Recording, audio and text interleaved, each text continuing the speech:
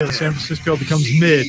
Always live on the Free Odyssey app. Man, check this out. Your unofficial Rob Brown. Good luck with that, dude. Represents being Your best real. bet will be to go swipe one from somewhere else. Why I'm sitting in the 30-year-old chair. Everyone can hear us. Maybe if Rob would be still. Ooh, don't do that. I'm glad that's not on camera. You don't need to see that.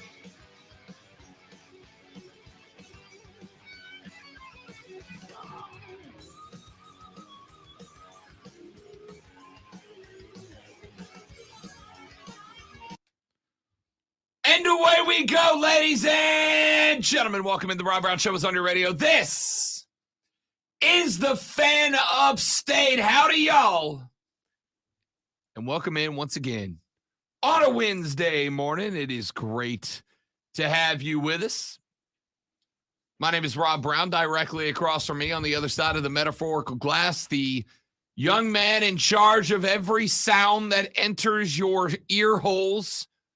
Produced by the Fan Upstate. He is the co-host of this show, the co-host of the Views from Min Street podcast,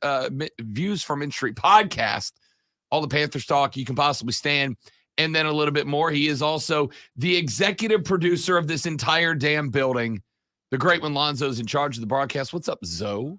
How you doing, boy? It's Wednesday. Sure is. There you go. Sure enough is.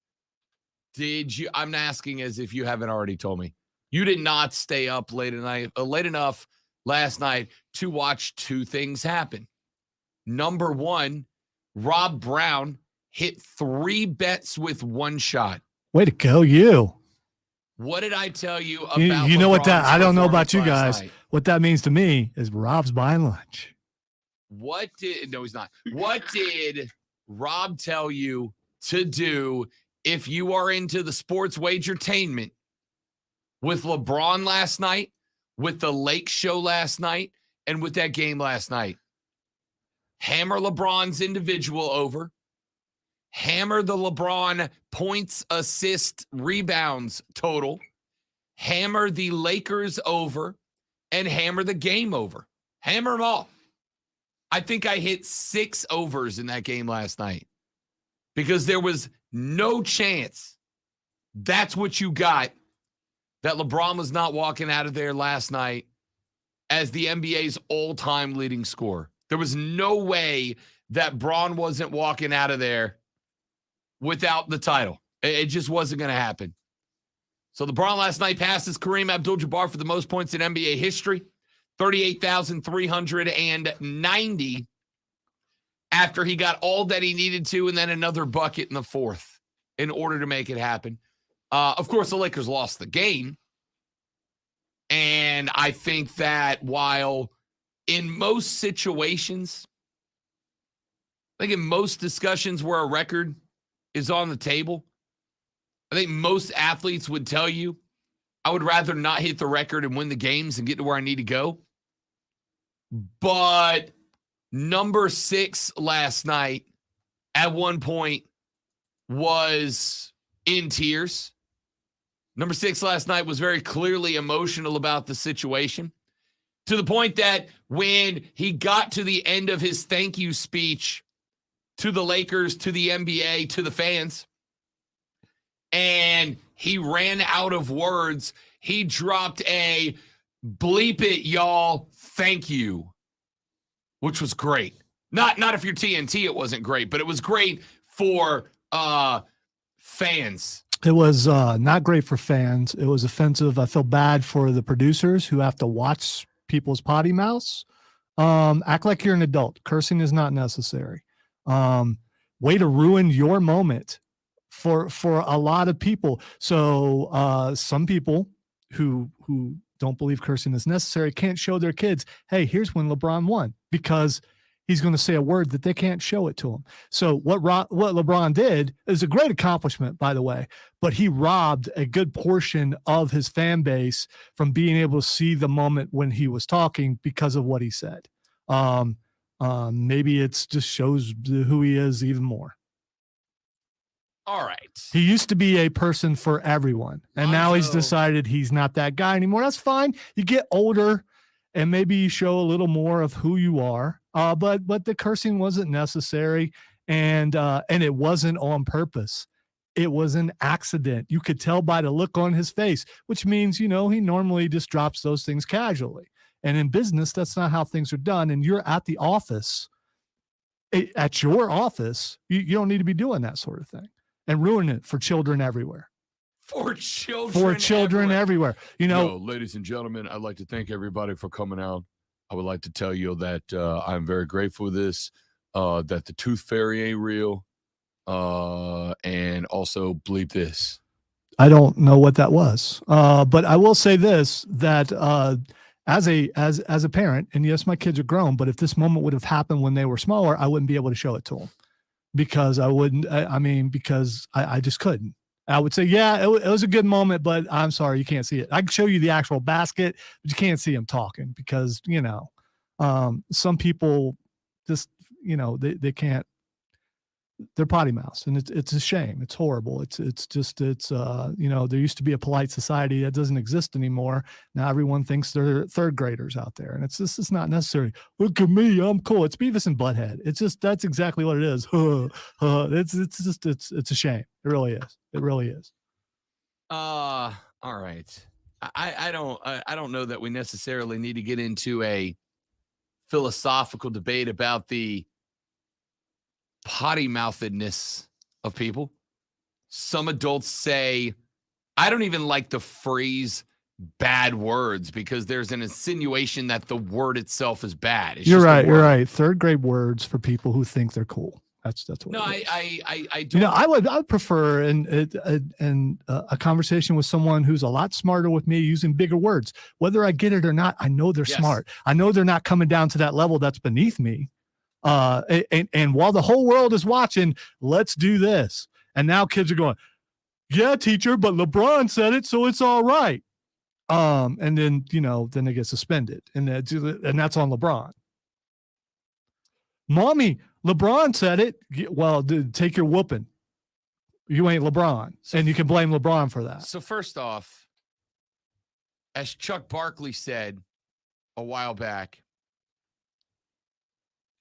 athletes ain't role models. Whether they say they are or not, they still are for some people. But it's not their responsibility to parent your child. You're right. You're right. It's not LeBron's You're right. A responsibility. parent should be able to watch a game like that, No, a monumental moment, no. and not have to worry No. about a supposed adult slipping and saying something No. that's not allowed in their household. No one else is responsible for protecting the dear, sweet, innocent ears of your child. So This is the entire I don't know crux. why there's sarcasm about the dear, sweet, innocent ears of your child, because they are until they aren't. I understand So that. protect them as long as you Your- possibly can. My job, you're going to make me be the heel in the opening Hey, segment. man, say the word. Say it. No, I'm not You going can't. to because it will And cost- he knows he Wait, can't wait, either. That's my point. He knows that. He's been in movies. He's been on TV. He knows he's been on radio. He knows he can't say that word, but he said it anyway. And For so the record, it was on purpose. For the record, I don't say the word not because I can't say the word. It's because I'm not allowed to say the word. And I have a fundamental disagreement with the concept, right? But I also have zero power or authority to override it. A guy getting caught up in the emotion of becoming the NBA's all-time scoring leader, the one record that was expected to never be broken, the one record that nobody thought anybody would ever get to, Tarnished. surrounded by his friends, by his family, by his teammates, by his fans. Dude got to the end of a speech. And by the way, can we just start with, If I'm Kareem, I'm embarrassed that this guy, when he surpassed me, said that, because Kareem wouldn't do that. that's frankly, all due respect, silly. It's not silly. This I mean, dude it's just put up- yeah. So I just did something great. So let me do something stupid, and it will be excused. Look, it's going to come down to his personal preference. You're not. No, it's you're- business. It's how business is conducted. That's what it comes down to. Whether I like cursing or not, that's beside the point. Whether you like it or not, it's beside the point. In business, you're not supposed to do that. He understands the business of it. He did it because he's LeBron and he could get away with it. And there are a lot of kids out there going to be in trouble today because of LeBron. Thanks, No, LeBron. No, it's not because of LeBron. So you're gonna If you- sugarcoat if it. You're gonna sugarcoat if- the cursing. You're if- gonna say it's okay. It's all right. I ain't no role model. I can get up here and do what I want. I strip naked because I'm not a role model. So if you see it, that's your fault, Janet Jackson. If you have failed as a parent to the point that your kid hears a basketball player say an F-bomb and goes, that overrides everything that mom or dad taught me, that's your failure, not LeBron's. You're Sorry. right. You're right. There are bad parents out there. You're Okay. absolutely right. But he's contributing to it by No, doing that. it's not on Absolutely. him. Absolutely. All right. So if Rob Brown is sitting in a bar watching an NFC championship game, If Rob Brown's sitting at a bar, kids shouldn't be there. So he can do whatever he wants. good, we found some Yeah, common ground. yeah, we did that yesterday. I mean, the kid shouldn't be there, but that's bad parenting. So, but that's a bar. That's not the world watching. The world could be watching you. I don't know. Maybe you're broadcasting live on Facebook and Twitter and Twitch and YouTube like what we are right now. Maybe you're doing all that. Then the world could be watching. But usually this is Rob and his boys in the corner, and he ain't the only one doing that. And if you bring your kids to that, then you're exposing them to that. But you should be able to watch a basketball game or a football game or hockey or whatever and not have to worry about when they go to interview a guy that he would say that. After one of the most monumental records goes down, something we never thought we would see, that's his response. That's horrible. That's embarrassing. I hope he's issued an apology. I haven't looked. He probably has because he knows what he did was wrong. I'm going to go look for that apology now. I don't know why I care about this as much as I do. Yeah, because you get. I mean, this is genuine heat No, I do not. between No, us, stop, and stop. it's because he thinks. I think you think I'm better than people because of that. Yep. But it's not the truth. It's not It's the not the fact truth. that you just said if you speak like that, you think like a third grader. That you Yeah. just said if you want to talk to me, Absolutely, be smarter. absolutely. When did So you do when did think- you utter your first curse word? I don't know, probably 10, 11. Around third grade. Yeah, So, sure, yeah. Okay. sure. Okay.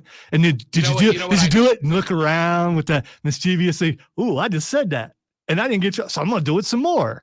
It's no longer that.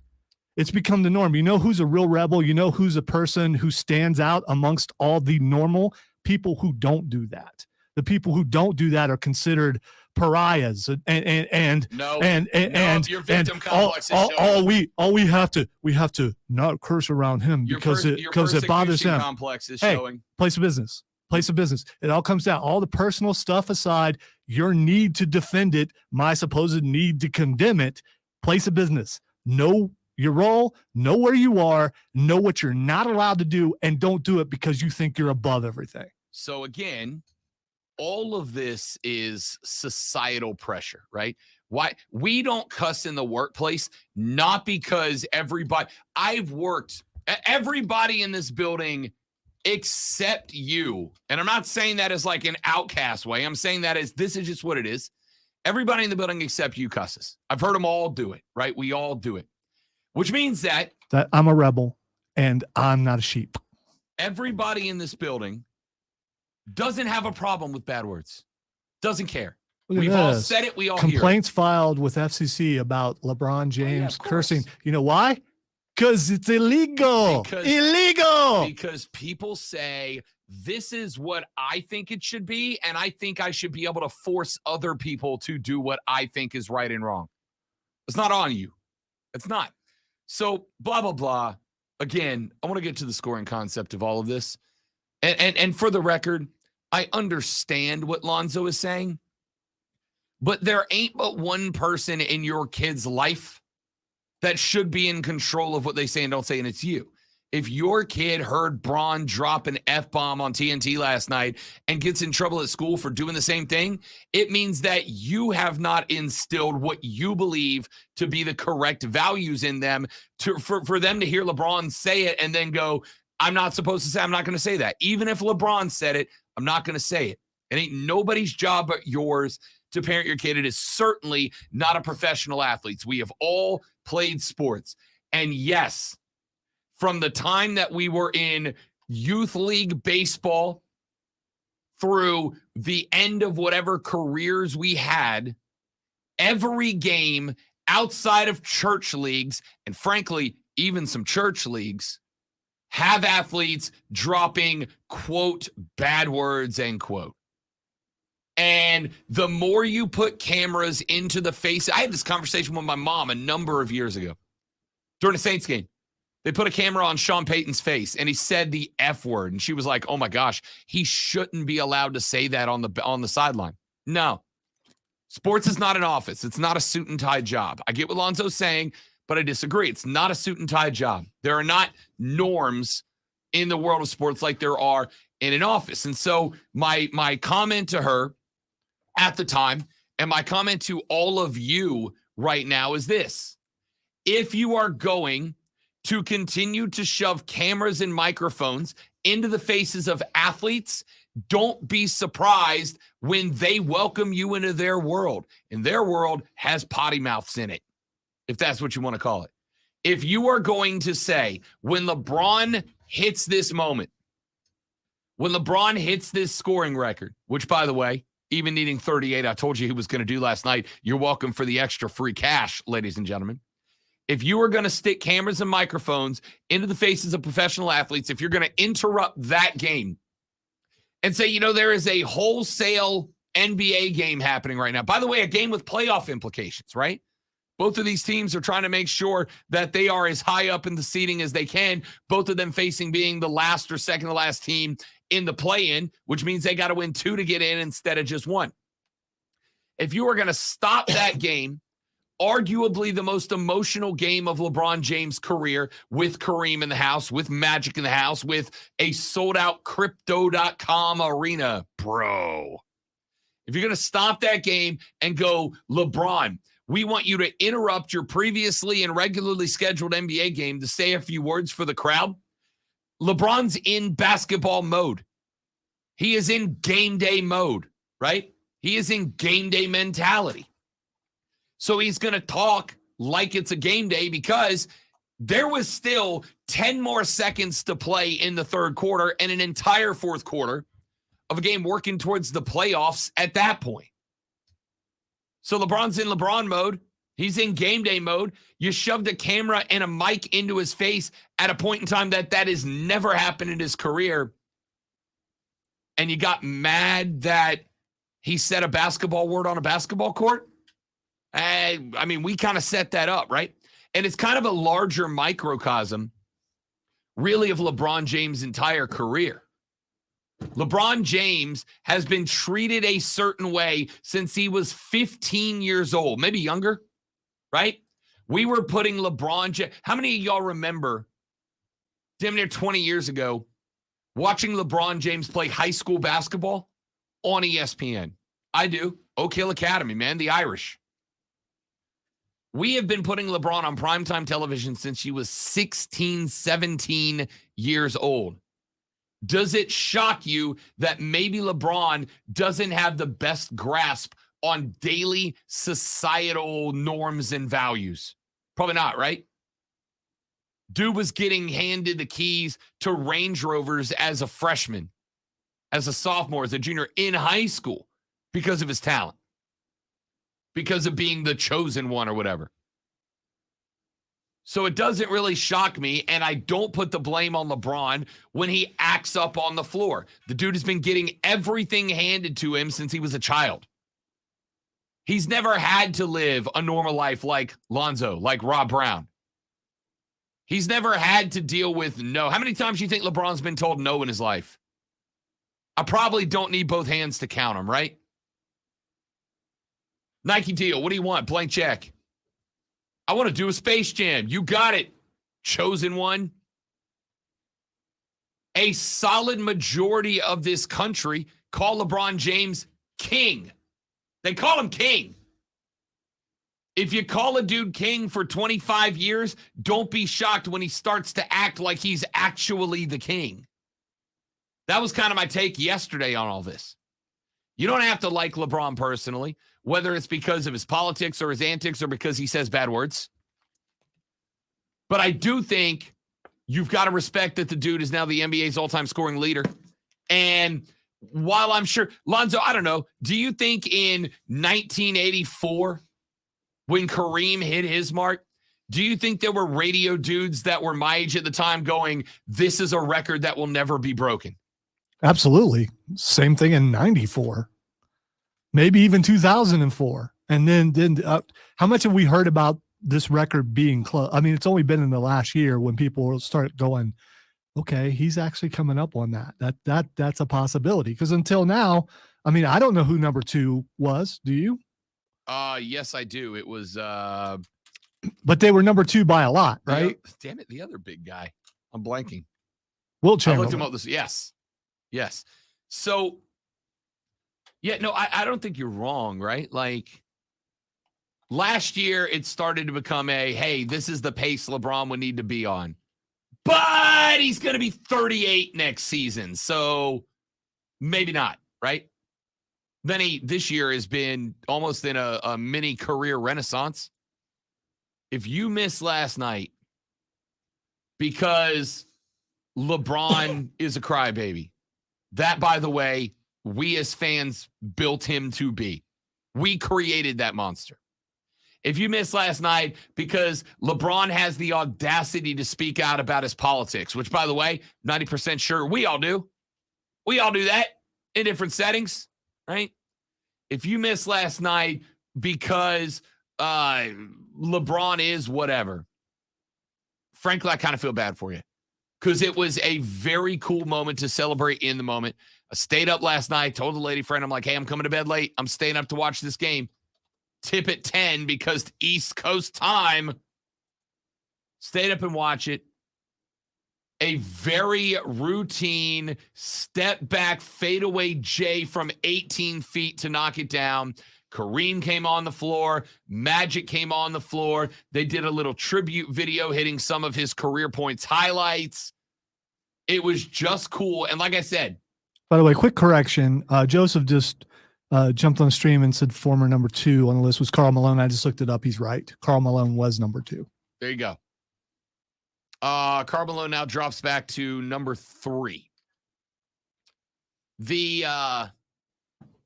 If you missed any part of that last night, I feel bad for you because I'm not saying that LeBron will ever be beaten. Oh, by the way, and I got some sound for you coming up in a minute. He talked to Shaq after the game. And he's like, hey, you going to keep going? And LeBron was like, yeah, I got 2-3 more years in me. Which he said the whole time, right? His career goal is to play one season with Bronny on the same team. LeBron is going to scream past 40,000. I don't know what the top would be depending on how long he goes. I'm going to say this. Zoe, I'm not going to say that this scoring record is never going to be topped. I will say it will not be topped again, probably in my lifetime. Well, it comes to something we talked about yesterday before he actually did this was the fact that if the NBA were to add more games and things like that, it might make the possibility stronger. But someone will have to do what LeBron did and come out of high school, which you can't do now. So they'd have to come out after playing a freshman year in college and have a long career without hardly any injuries. And in this case, LeBron would have scored more than what he has now if he didn't have pass first mentality. So if you get a guy coming out and they're a gunner and they're on winning teams that are there every single year, there's a shot. But I think it's more unlikely that it will happen in my lifetime for sure. They made it. They put out this illustration last night. Then we'll go to a break. Cam Thomas, shooting guard for the Brooklyn Nets, has 2 consecutive 40-point games. There's only like 6 players in NBA history that have back-to-back 40-point games. It's hard to do. Cam's got 2.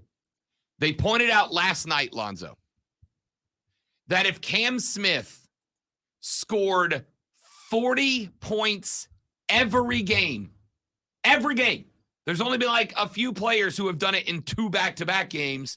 If Cam Smith scored 40 points in every game, he would be 31 and a half years old. It would be 10 full seasons of not missing a game and scoring 40 every game for him to catch LeBron.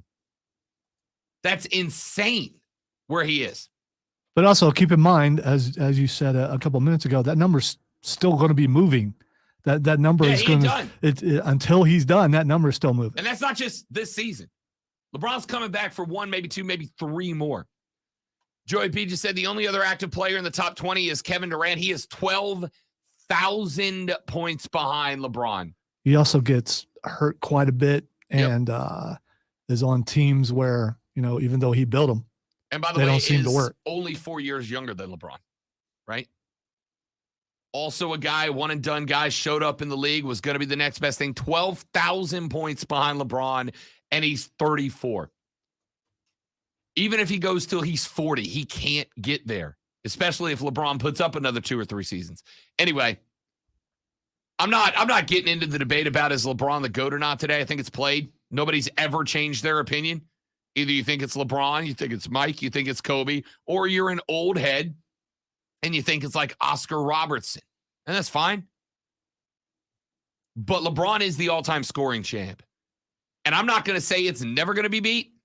I am going to say I don't think if it is beat, I'll be around to see it. Let's take a break. We'll come back. We got some sound from last night. We'll play that. Let's talk about LeBron's career in context, what he is going to be moving forward. It is going to be very, very interesting. My name is Rob Brown. That's the great one, Lonzo. We'll be bleeping back in a bleeping minute on the Bleeping Rob Brown Show in the Bleeping Fan Upstate.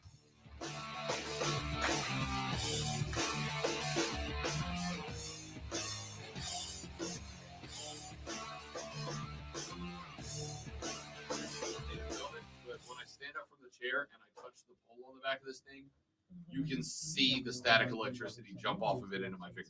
It's my fault. I'm going to get a haircut.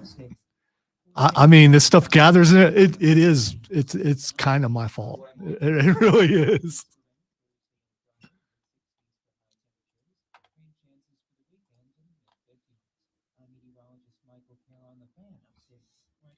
Weird, passionate argument, wasn't it? Not a buffet, Kevin. Just a normal. We'll make some wings. I will make some ranch wings for me because too much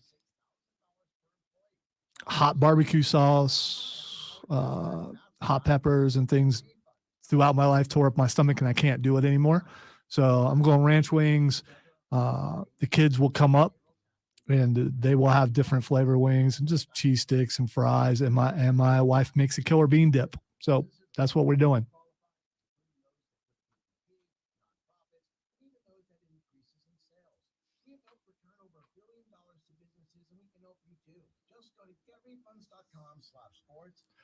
Rob is really offended over the cursing thing, though.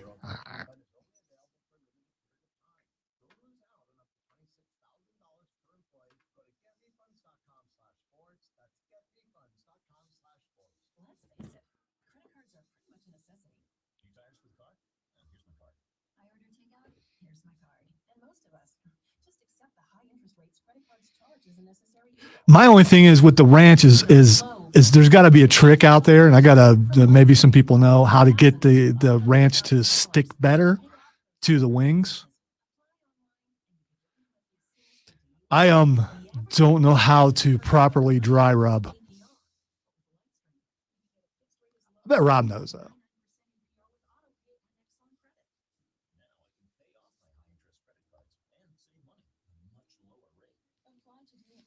I think I hear him on his way. I will ask him when he gets back.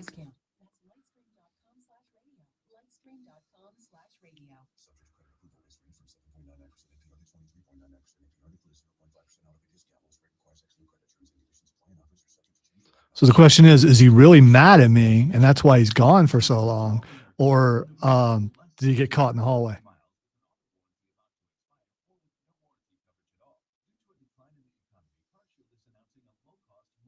All right. I don't want to look this up, and I'm going to sound like someone who's just not very big in the culinary arts.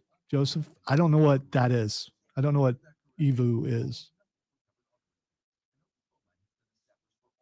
That is hilarious. Hilarious. You've never played the game, probably No, I have enough. played this one. Yeah. Did you? Okay. I am playing this one, I should say. Yeah. That's just. I didn't hear what the sound on. I'm sure what the sound on is great. Oh, extra virgin olive oil. I have that. I didn't even think about that. That's all I cook with. So, okay. Cool. I'll have to try it with that. I didn't even think about that, but that would make it stick. And because I make ranch wings, but I can't get the ranch to stick well enough. And so just a light coating of olive oil and it would probably make them a little more crispy too. I'm gonna do that. Thank you. I will tell you what I have been using. And you're gonna recoil at it initially. You don't know. I've been using avocado oil. Okay. Why would I recoil? Phenomenal. Avocados have no calories. So Correct. I mean, yeah. And I'm not an avocado guy, but the avocado oil, because it's I love the a little guac, bit man. thicker than extra virgin olive oil. Love the guac. Not a guac guy. That's weird. That's surprising. Why you don't like the texture of the guac? I don't know. Is it something? I mean, is it because it's green? I don't. No. Some people have an aversion to green. I mean, you may not like. I don't want my food to be green. I'm sorry, I forgot this from a guy who has salad at Thanksgiving. So yes, green is okay. I've got some ranch dip. I bought some seasoning already, and plus Hidden Valley Ranch makes a thing of just ranch that you can put on your popcorn. By the way, which is pretty good, as long as you don't go oops and have a shaky hand, and then you get too much ranch on your popcorn.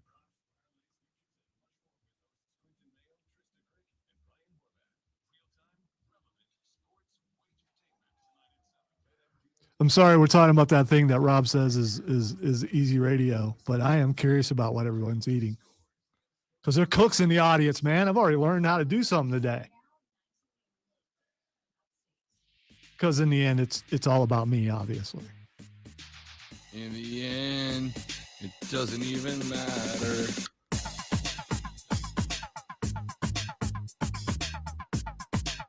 The Rob Brown Show is back on your radio, ladies and gentlemen. I am Rob. He is the great one, Lonzo. We are glad to have you. 844-FAN-F-O-N-E, 844-326-3663 is the phone number to be a part of the radio broadcast today. You can text us at 71307. Start your text with FAN, F-A-N, FAN, F-A-N. We'll read them on the air. I think that you're going to hear today, throughout the day, multiple times, is LeBron the GOAT? And I haven't put that conversation on the banned conversation list yet. There's only like a couple of conversations that are on the banned from this show list. And the only time that a conversation gets put on that list is when I come to the conclusion that nobody's changing their mind. And I'm tiptoeing the line with this one. Have any of you ever had a conversation where you argued with a LeBron guy that Michael's the GOAT and had a LeBron guy go, you know what? I changed my mind. You're right. Have any of you ever argued with a Mike Jordan guy that LeBron is the GOAT and had a Mike Jordan guy go, yeah, you know what? You're right. I changed my mind. Or a Kobe guy, or a Bird guy, or whatever other guy you've ever argued with. I've never met a Kobe guy before. So there's a few. It's not a big list, but there are a few who put Kobe as the GOAT. My uncle was a big time Bird guy, and it's the first time I experienced someone who was for one NBA player, and he would get downright angry about Larry Bird. So. Have any of you ever had a conversation, who's the GOAT conversation, where somebody ended the conversation by saying, yeah, you're right, I changed my mind? No, it's never happened, right? So I think the who's the GOAT conversation is largely irrelevant because nobody's going to change their opinion on that topic. But I do think it is fair to have a conversation about what LeBron James is for the NBA, for NBA fans, for basketball fans as a whole. I think LeBron James, in career, is going to go down as perhaps the most important basketball player in the history of the NBA. And if he's not, there's only one guy who's more important than him, and it is Michael Jordan, right?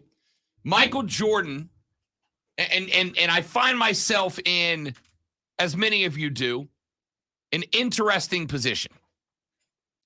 I was a Sheeran, young, innocent, precious. I was a Sheeran when Mike was in his prime.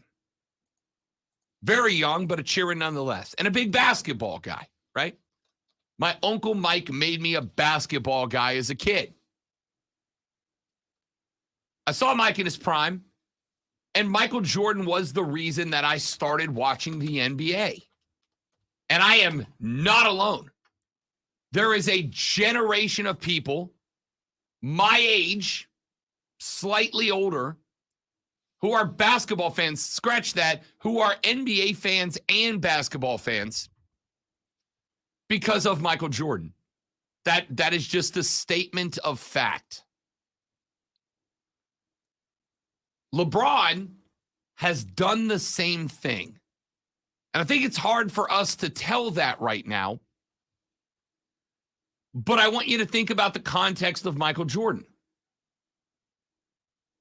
If you're a parent and you got a kid my age, right, in their late 30s, early 40s, most of you as individuals probably recognized our infatuation with Michael Jordan while the game was being played. But it wasn't really until Mike was gone that the cultural significance of Michael Jordan really started to creep in, right? Just how important he was to the game. I put that in comparison with like Tiger Woods. We've had the conversation about Tiger Woods. I've told you guys the story of heading down to the driving range from work at lunch and seeing the youth golf classes at the Fort Walton Beach Municipal Club explode with youth. Why? Because Tiger Woods made it cool to play golf. Well, basketball was in a much more culturally relevant position when Mike came into the game than golf was when Tiger did. So you didn't really see the explosion because most kids were already aware of basketball, maybe even liked basketball, maybe even loved basketball. But Mike was the dude that had that intrigue, that something else that made basketball something that kids went out of their way to participate in. And I don't think you really saw that until Mike's kids, guys my age, started being able to make their voice heard in the world of sports, right? If every 7-year-old has an infatuation with Michael Jordan, it's relevant down at the elementary school. But you're not going to hear that on shows like this one. Until those kids turn 16, 17, 18, they can start getting into the conversation. They can start calling sports talk radio shows and putting up videos on their MySpace or Facebook or whatever, talking about Mike. I think LeBron, and it's kind of interesting because of the duration of LeBron's career. I think LeBron, you've started to see the last 4 or 5 years of his career, the kids that were kids when LeBron was in Miami, in Cleveland the first time, guys that were kids when LeBron was a young player in the league, a dominant young player in the league. But LeBron got to the point where he was doing for that generation what Mike did for mine. And it's only been the last 3, 4, 5 years of Mike's career, or excuse me, of LeBron's career, that all the kids that LeBron raised, all the kids that tuned into LeBron when they were kids because of who LeBron James was, are starting to make their presence known in the more grand and evolved conversation about basketball. And I think LeBron, we will notice in another 5, 6, 7 years, because of the duration of his career at this level, I think that LeBron has a chance to become more culturally significant to the NBA than Mike was. The NBA was already popular when Mike came in. Maybe not as popular as it was when Mike left, but it was already popular. The NBA was already popular when LeBron came in. But LeBron, along with the beginnings of the European and South American and Asian influence on the NBA, right? When you started getting the Manu Ginobilis out of South America, the Tony Parkers out of Europe, the Yao Mings out of Asia, when those guys started showing up into the league and the league was able to more successfully market itself internationally, LeBron James, as I have said, I think there's even a promo running about it right now. LeBron James became the face of basketball globally. Now, a lot of you guys don't care about that. You know, to that end, you mentioned Tiger earlier. I think sports fans are always looking for the next after they've just seen greatness, but I think a lot of them really don't want the next. They want the next flop to prove that their guy is still the best of all time. And this is one of those cases where you're looking for the next, and the next actually showed up and in some people's minds surpassed what people think is the greatest. So immediately they're going to come at that because even though they want the next, they don't want the next to surpass their guy. Sean, no, you're absolutely correct. You're absolutely correct. I think that for and there's never been a next in golf, and there may never be. I think there will be. The problem is it was not just about Tiger Woods being the greatest golfer. It was about him being the greatest golfer and just freaking cool when he was doing it, right? Like Ricky Fowler at one point, very early in his career. Ricky Fowler came out rocking the neon, rocking the joggers, first guy to bust out the joggers, rocking the flat bill hat, really one of the first guys to take that look. And we all kind of were like, all right, this is the next dude. This is the next Tiger. But he just wasn't as good as Tiger Woods. He had the combination of both cool and dominant. There have been a lot of dominant athletes who didn't have the cool factor. There's a lot of players that have the cool factor but aren't dominant. Very rarely do you get a guy who is both. Kobe was in that group. Mike was in that group. LeBron was in that group in basketball. Tiger pretty much is that group in the world of golf right now. But he wasn't always. Jack Nicklaus was the guy. Sure. And Tiger was the next. And the next never surpassed Jack Nicklaus because he didn't win as many majors. And again, subjectively speaking, factoring in difficulty of course and equipment and culture and all that, I think Tiger Woods was just a flat-out better golfer than Jack Nicklaus. But see, that's the same argument you could have for Michael Jordan 100%. Because of how defenses were played and what was allowed on the court compared to what there is now. 100%. And it is subjective, right? We got Kevin that just popped up in the Facebook stream at facebook.com/thefanupstate and said Michael Jordan flew around like Superman. LeBron James travels 3 steps anytime he scores in the paint. MJ is evidently the best. Subjective opinion. I would also be able to argue that. There's an awful lot of traveling in the NBA. I'm not disagreeing. Yeah, It's one of my there biggest complaints. is. But the question mark then is that the NBA's fault or LeBron's fault, right? LeBron has figured out how to dominate. And by the way, it hasn't always been that way. Don't forget LeBron has been in the league for coming up on 20 years. He has played through 1, maybe 2, maybe 3 different evolutions of the game. But to circle back around to the beginning, LeBron James' cultural significance to basketball cannot be understated. The dude is the face of basketball and has been the face of basketball for about 10 years now. He was the co-face of basketball with Kobe until Kobe retired. Now he is that dude, and he's not just that dude stateside. He's that dude internationally. And like I said, I know a lot of y'all don't care about that, but the NBA does. That's why he's been that dude. Let's take a break. We'll come back here in just a minute. We'll wrap up hour number 1. Where does LeBron James stand? In your opinion, where does LeBron James stand in terms of cultural significance to the game of basketball? Not the NBA, to the game of basketball as a whole. To me, if he ain't 1A, he's 1A behind only Mike. We're back after this on the Rob Brown Show in the Fan Upstate.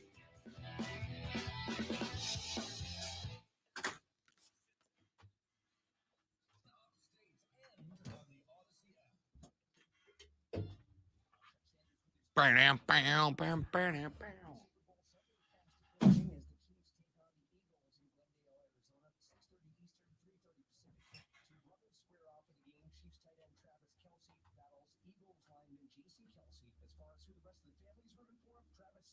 doesn't sound like they have any dilemma at hand right now. Their only dilemma is probably how are they going to handle who wins and who loses the game. That's probably going to be the only tough situation for any of us, really. Because, I think my brother said yesterday, it doesn't matter how much I go against the guy, man. I'm always cheering for him just for a little bit.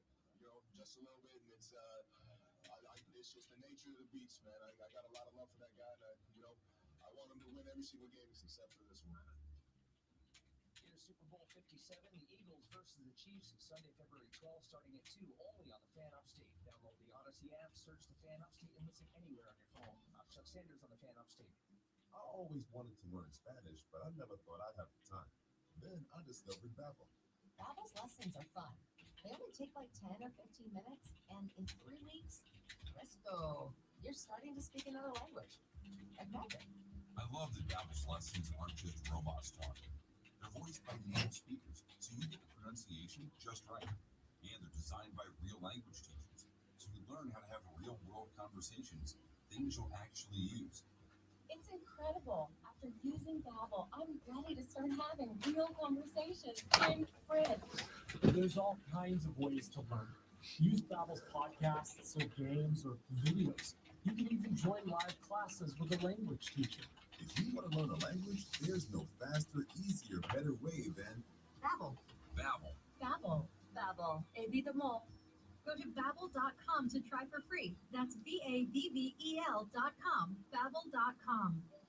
Finding great candidates to hire can be like, well, trying to find a needle in a haystack. Sure, you can post your job to some job board, but then all you can do is hope the right person comes along, which is why you should try ZipRecruiter for free at ZipRecruiter.com/radio. ZipRecruiter doesn't depend on candidates finding you. It finds them for you.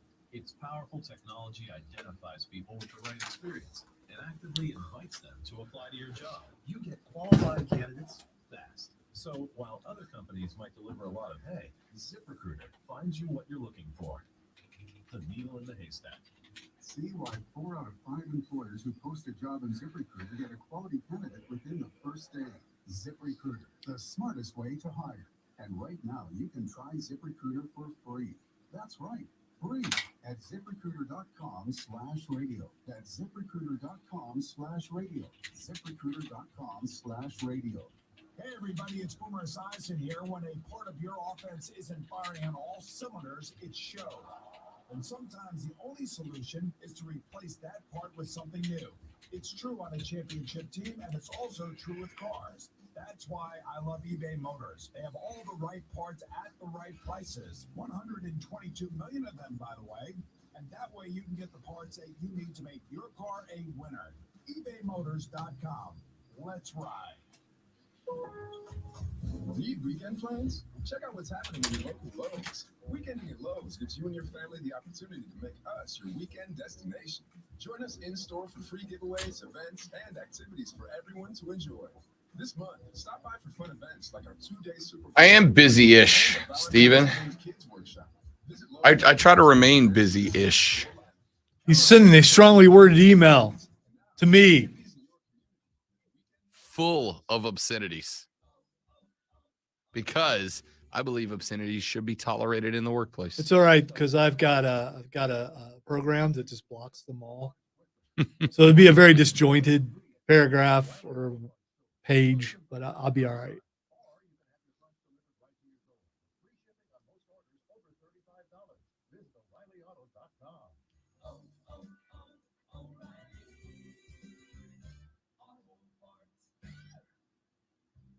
Everyone knows time is money.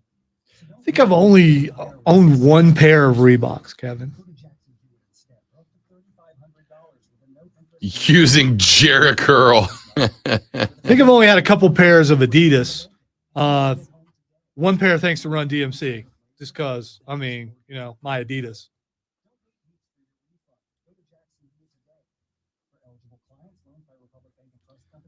But now, according to Rob, I only wear shoes that dads wear.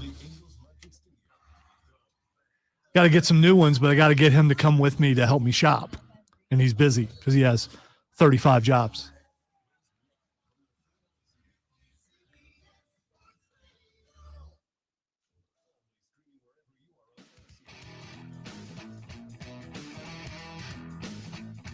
Burn it down, don't burn it down, but it bound. Welcome back, ladies and gentlemen. The Rob Brown Show, wrapping up hour number 1 here on the Fan Upstate. Robin Lonzo with you. Concluding thoughts, because I'm not going to spend too much more time on the chosen one, the king, LeBron James. Look, as I said yesterday on the show, you don't have to like him. Whether it's because he's a crybaby on the floor, because he has the audacity to express his politics off of it, whatever the case might be, you don't have to like him. But what LeBron James finished last night in his 38th year of aliveness is something that, like I said, if it's ever going to be broken, I suspect it will not be during my lifetime. I suspect it would come, as Lonzo has said a number of times, that I think correctly, after a series of evolutions in the game, right? Like maybe if the NBA ever adds a 5-point shot, somebody will have a better crack at it. But you just don't see dudes playing in the NBA for 20-plus seasons, and that's what it's going to take. As we pointed out, Cam Smith has back-to-back 40-point games. He's going for 3 in a row tonight for the Nets. He would have to do 40 points a game, every game, without missing, for the rest of this year and the next 10 seasons in a row after that, if he was going to catch LeBron James. It's an insane number to think about. And then you add on to the fact that if you go out and about to any major city in America, you're going to see LeBron. You're going to see him on TV. You're going to see kids and adults wearing his jersey. If you tune into Sports Talk Radio today, he is going to be mentioned, I suspect, on every we only do one team radio station in America. And half of those are still going to bring him up. And what their connection is to their team or their school. Because the dude is not just culturally significant, but because of the expanse of the NBA as a global association, as a global league, as a global game, I think LeBron James is going to go down as the most culturally significant basketball player of all time. There are other guys who have taken milestones. There are other guys who have done things in the association nobody ever did before. There are some guys who have did things that may never get done again. This scoring record is the biggest of all of those things. And you pile that on to being to seeing LeBron celebrated, venerated as a global sports icon. I don't think we'll see another guy that has that level of significance for a very long time. Let's take a break. When we come back here in just a minute, we got a lot more we need to get into. Ladies and gentlemen, my favorite thing in the Super Bowl, prop bets. And I got a bunch of them for you. We'll get into that. WalletHub.com just ranked the best and worst football cities in America. Where did Charlotte, Columbia, and Clemson fall on them? I'll share that with you coming up in a little while, and plenty more on the Rob Brown Show and the Fan Upstate.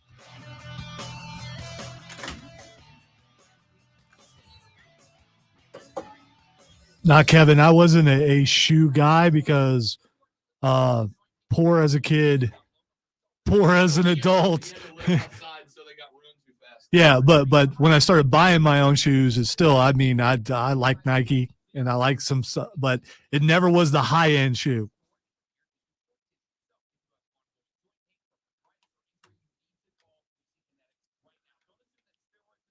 Just like what Rob was talking about yesterday about possibly buying his first Jordans.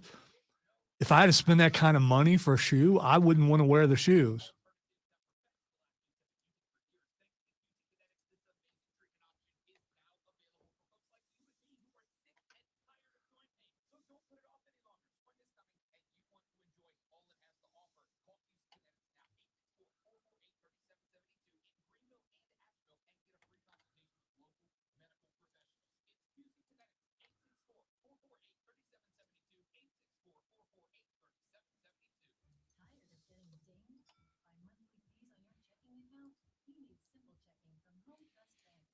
The only shoes that I ever bought for myself in high school, going into my senior year, I worked at McDonald's for a couple months to afford Puma Rocket Pluses cleats.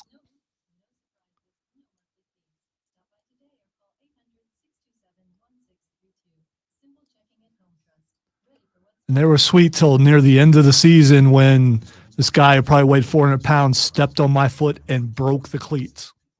So the last 2 games, I had to tape them up.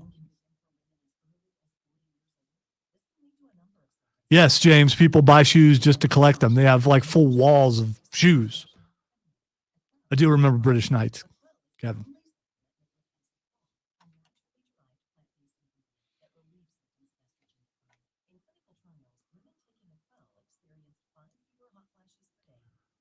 If you just look up some wall of shoes, some famous people, that's what they have, display cases of nothing but shoes on their wall. Everybody's got their thing. I don't understand the things. If you can afford it, fine. But if I mean, you know, if it's an addiction, then there's a problem. Oh, so I started telling you, I think I'm gonna buy my That's what we first were pair of we we're Jordans. talking about that a little bit. Yeah. And the fact that I can't do it because first of all, I can't afford it. Second of all, if I could, I wouldn't want to wear them, and I just can't. Rob can keep his shoes clean. I live in the forest. I cannot. So, Just walking from my house to my car, we get them dirty. the dude that I learned how to be an in-arena announcer for, guy by the name of Josh down in Pensacola. He was the P announcer and in-arena announcer for the Ice Flyers. And every year he would buy a pair of plain white Jordans and he would take them to a local tattoo artist. And he would have the guy design something on those shoes, and he would wear those shoes all season for the hockey team. And then at the end of the year, he would retire them, right? So he had different designs. Like one year he had the right shoe was this really cool Pensacola beach scene. Pensacola has this big sign that's been up since like the 50s. It says, "Welcome to Pensacola Beach," with a sailfish and a beach ball on it. He had that on the other shoe. Like, they're very, very cool. He just stepped down and retired as the announcer for that team. And I asked him if I could steal that tradition from him. And he was like, yeah, absolutely. So my question is, do I get a pair? Because you can go to Nike's website and design your own Jordans. So every panel can be whatever color you want. Do I get them in Swamp Rabbit blue and orange designed around, or because I'll never wear them outside of Rabbits games, or do I get the all white and find a local artist to design a Greenville specific piece of art on them? I think that's cool. I do too. Yeah, and there are plenty of those guys and girls around who are really good at doing that sort of thing. You may start a trend in the area. You don't know. It's possible. Don't steal my thing. Never mind.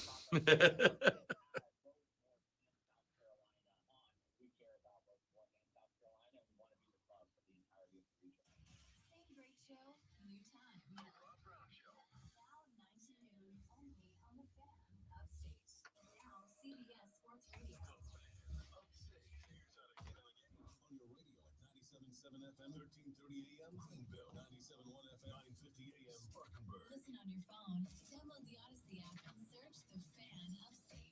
There's a whole lot more to know about sound, but you really want to go into the subject. Your smart speaker. Just say play 97 The Fan Upstate on your HD radio at WFBC HD3. There's just one more thing. And on your computer at TheFanUpstate.com. WORD Spartanburg. WFBC HD3, the official sports voice of you, the Upstate Fan. CBS Sports Radio. Live from the Free Odyssey app. Man, check this out. You're on the official Rob Brown Radio Show. Represents me to win. Yeah. Unfiltered sports talk. Manufactured locally for the Carolinas. This is the Rob Brown Show. Raw only. The Fan Upstate. Our numero dos of the Rob Brown Show goes now. Welcome back, ladies and gentlemen.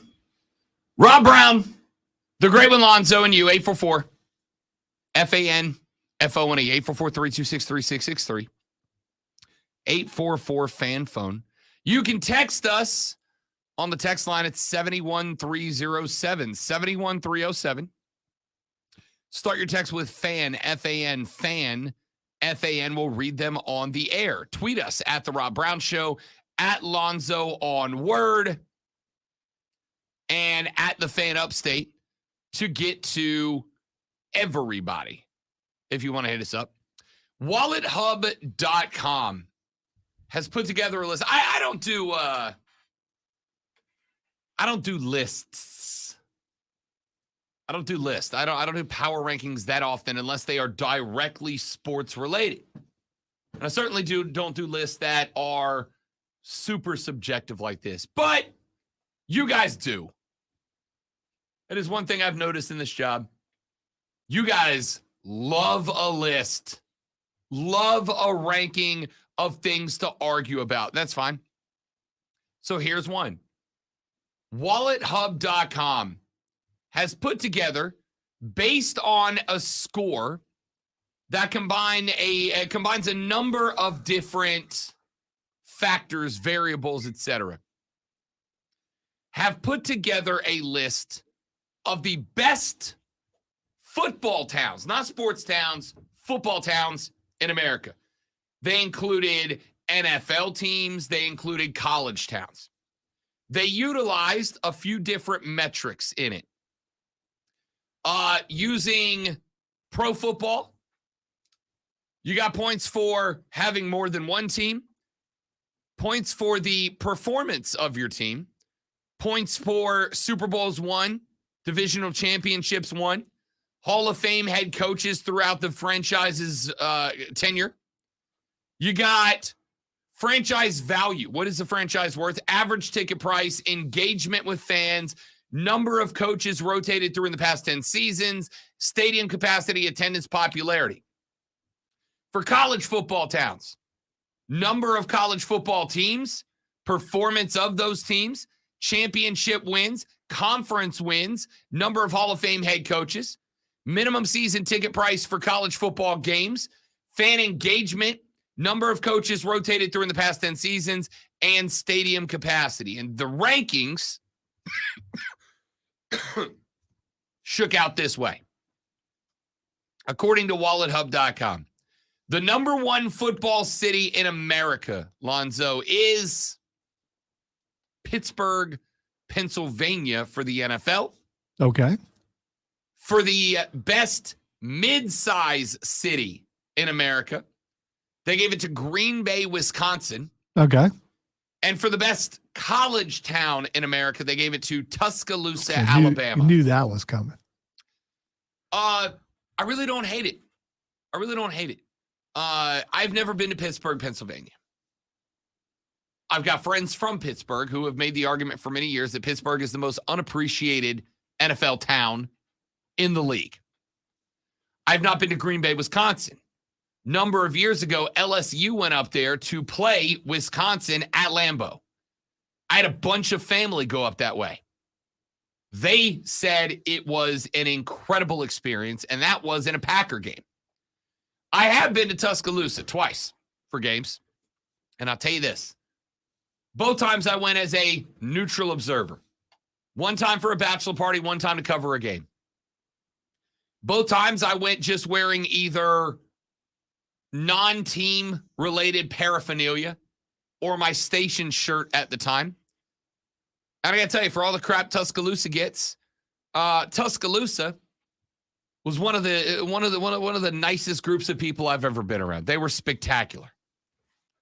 They were kind. They were helpful. They were thoughtful. I loved Tuscaloosa. It deserves it deserves a rank. All right. So where did our towns end up? I went down and looked through the whole list because I was very curious as to where Columbia would end up on this list, as to where Greenville would end up on this list, as to where Clemson would end up on this list. So I went through and started looking. According to WalletHub.com, who classified Columbia, South Carolina as a mid-sized city. Columbia, of the 62 mid-sized cities that they ranked, checked in, Lonzo, 59th out of 62. I've been to Columbia, obviously, a number of times. Went a year and a couple of months ago to pick up our Crystal Trophy. Have gone to 2 SC games and took a weekend vacation over there with the lady friend. I like Columbia.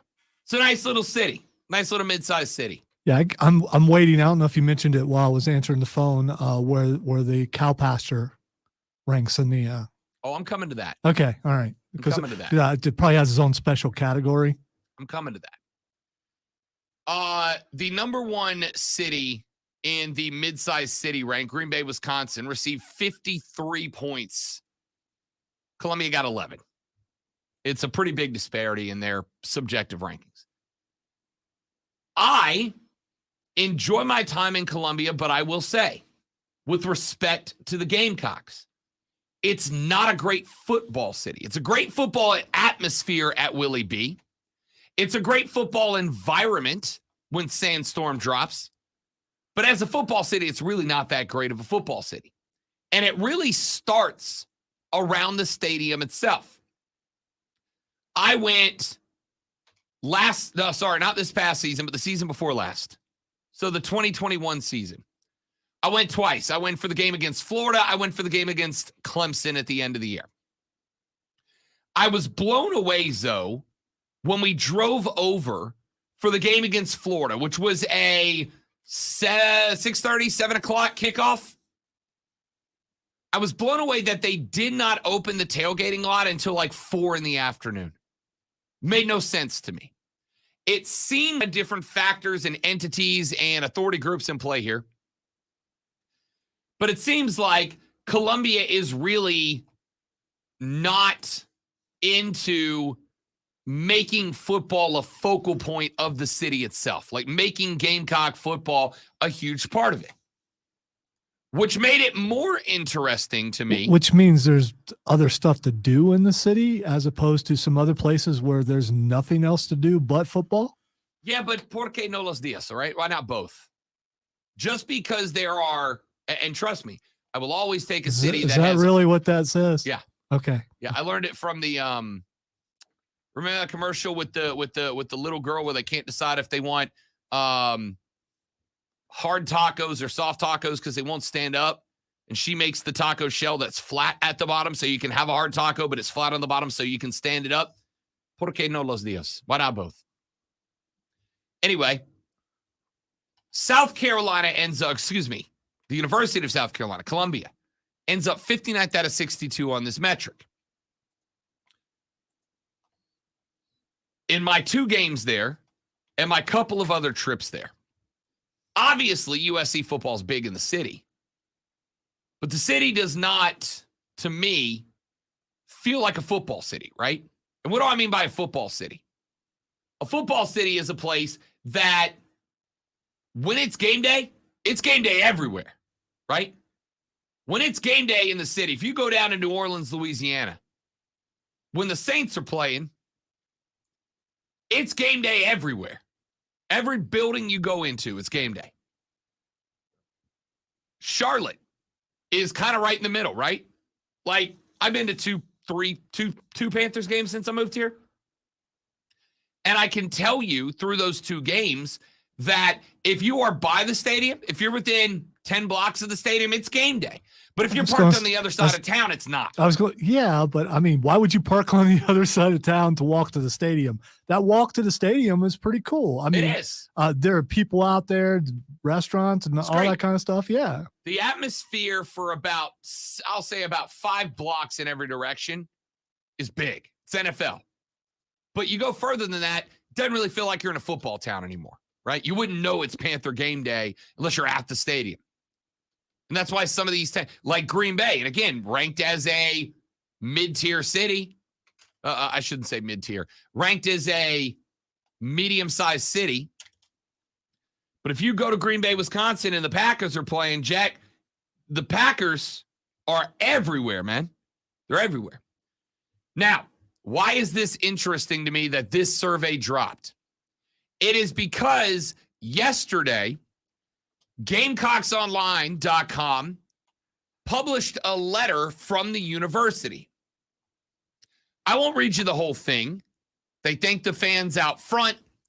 They talked about how their, quote, endless support allows our student athletes to succeed both in the classroom and on the court, et cetera, et cetera.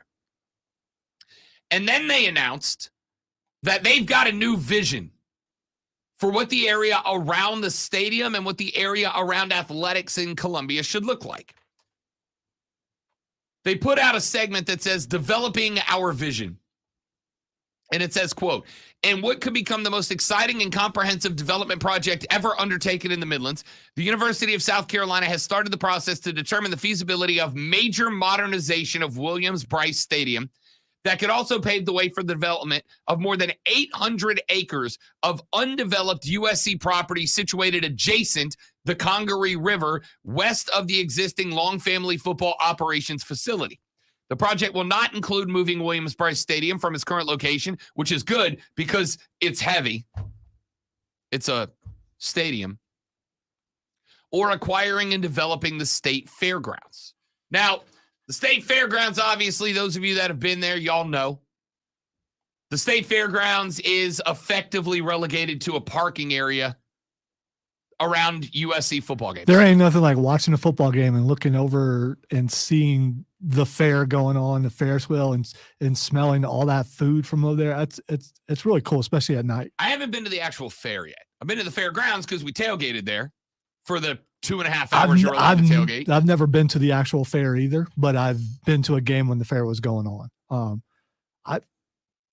When you go to a really big fair in a city, then you're going to compare, and I don't want to do that. Sure. So, I mean, the Ohio State Fair is still one of the bigger. Yeah. I would say this. I don't have a problem with having the fair next door. And using it as a tailgating lot's a great idea. But outside of that, it's just Willie B, right? Like the first game I went to in Columbia, I went solo. Scratch that. Second game, I went solo. The games I've gone to, the first game I went to, I did not know. Like every other stadium I've gone to, whether it's at Clemson or the Superdome or South Bend or Tallahassee or Gainesville or Miami or Tuscaloosa, the stadium, Zoe, is ringed with stuff to do. Bars and restaurants, arcades, festivals, music, yada, yada, yada. It ain't that way in Columbia, right? It's a tailgate. If you show up to the tailgate and you don't know that there's no bars for you to go into and get some drinks, and you don't bring a couple of brewskis on your own, you got to walk a half a mile to a gas station to buy it. South Carolina is looking at generating, quote, significant private funding, end quote, for improvements to Willie B. They are looking at taking the land that USC owns around Willie B, where frankly nothing is happening, getting some private investors in there, some contractors to put in some bids to build up and around Willie B, to create a more all-inclusive experience around games for Gamecock fans. And while this will not be ever listed as one of the intents and purposes of this, to take Columbia and raise it from being the 59th ranked mid-sized town in college football in America. The only three places it beats, by the way, shockingly, are Knoxville, Tennessee, and less shockingly, Waco, Texas, and Fort Collins, Colorado. They are behind Boulder. They're behind Akron. They're behind Beaumont, Texas. They're behind Madison, Wisconsin, College Station. Gainesville was ranked 53 on this list.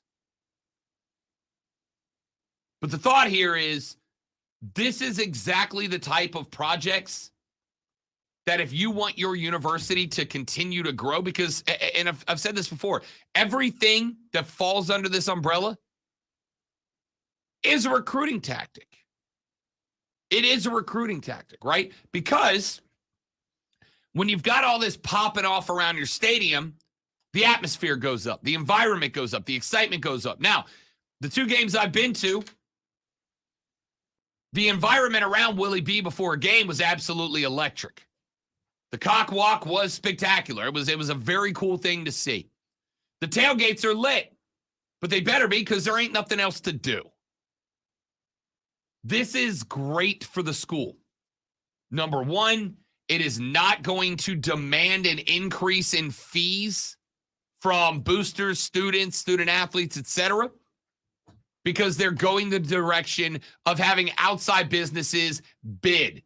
The second thing it does is it allows South Carolina to remain in control of what actually happens, right?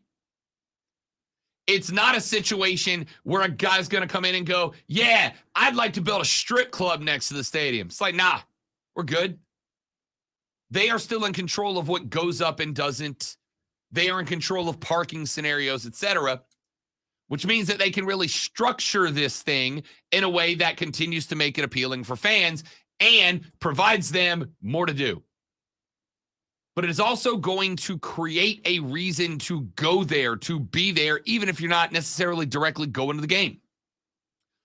One of the things that I have loved about places like New Orleans is that you can go to the Superdome on game day. There's music, there's lights, there's art, there's shows, there's bars, restaurants. You can go to the Superdome without a ticket to a Saints game and still have a blast because there's a lot to do. I don't feel that way about Columbia. This has the potential to make that happen. Still haven't said where that ag school ranks.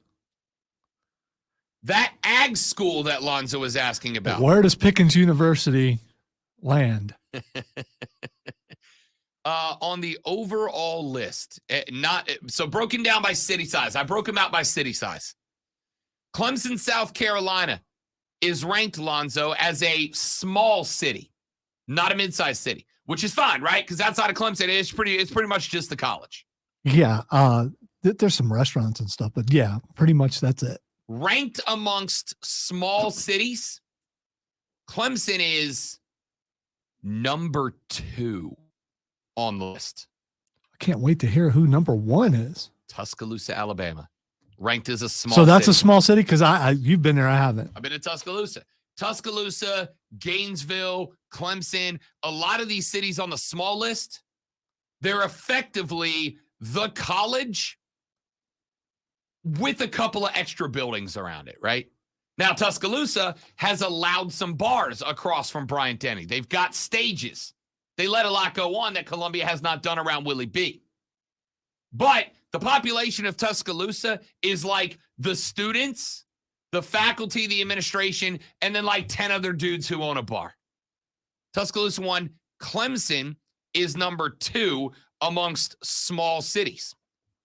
Wasn't that kind of what the rankings were at the beginning of the year? I believe, Yep. Possibly. Didn't turn out that way, but, it started that way. By the way, also making the list, checking it at number 25 in small cities, Greenville, South Carolina. Made the list. We just made the list. Tron is up next on the show. Wants to get some LBJ, some LeBron talk in here before we take a break. Tron, what's up, big dog? How you been, my guy? What's going on, man? I'm just calling about LeBron. Like, I want to say that I'm glad to be living in an era where we get to see someone do this. Like, that had the last time that happened in 1984. We've had Jordan, Kobe, and then LeBron. Like, I don't think it gets any better than this.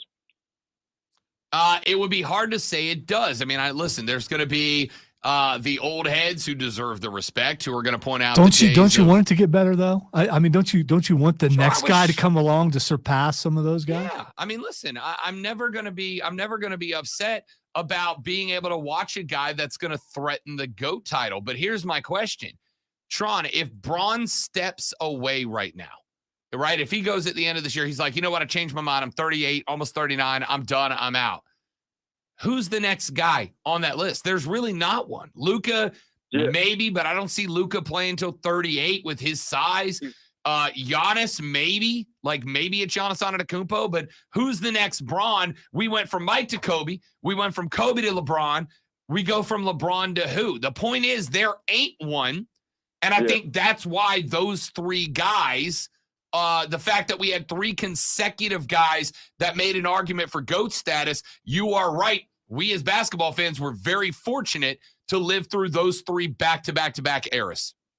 Absolutely. I don't even think that person's even born yet. I don't think they're born yet. Yeah, you might be right. Tron, good to talk to you, buddy. Appreciate you checking in.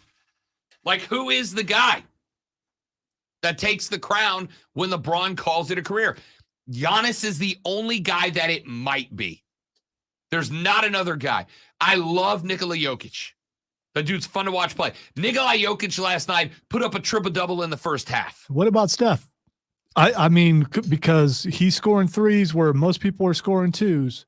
If he stays healthy, there's a possibility that, at least for the scoring title, that he comes within distance. I don't know. Let's see where Steph Curry career points is right now. He's at 21,000 points. 21,000 points. So he's got 16,000 more to tie where LeBron is today.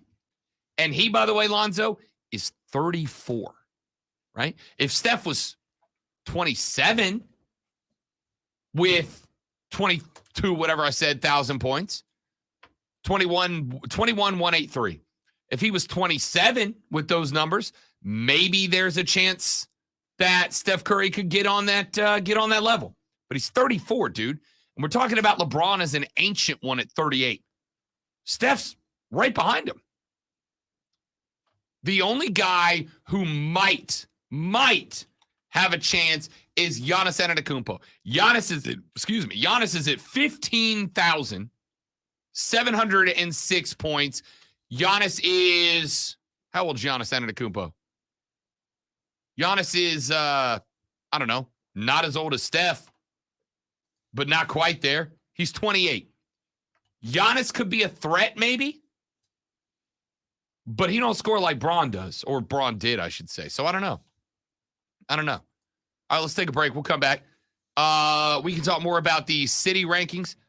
Clemson ranked number 2 overall football town in the small city score from Wallet Hub. Greenville ranked 25. 25th? Yeah, it is a 25, man. Greenville ranked 25th in the small city. Columbia ranked 59th out of 62 in the majors, or in the mid-sized city list. That's a lot. Let's take a break. Hey, Rob, do you remember when you were 25? I do remember when I was 25, which is the correct. Shut up, Lonzo. Back after this on the Rob Brown Show in the Fan Upstate.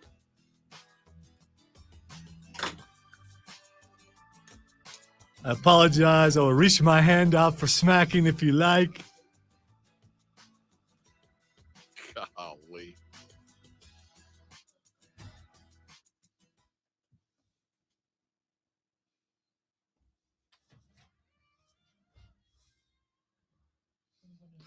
WRD Weather Center. Here's the upstate's most trusted forecast on the Fan Upstate.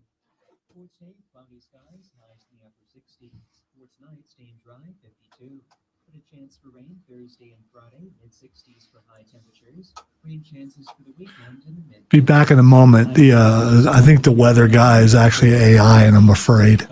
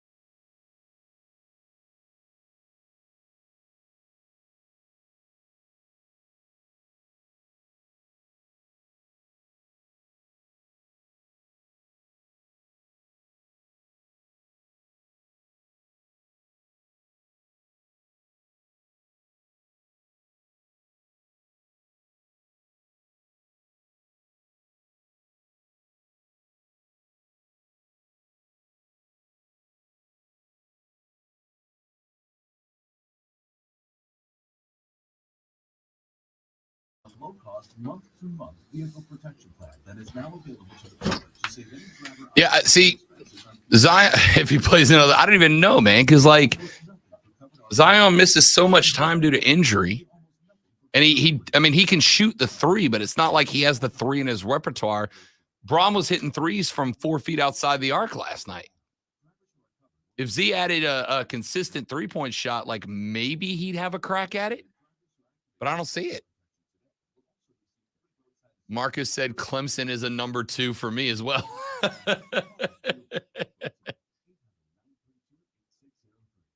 just got it.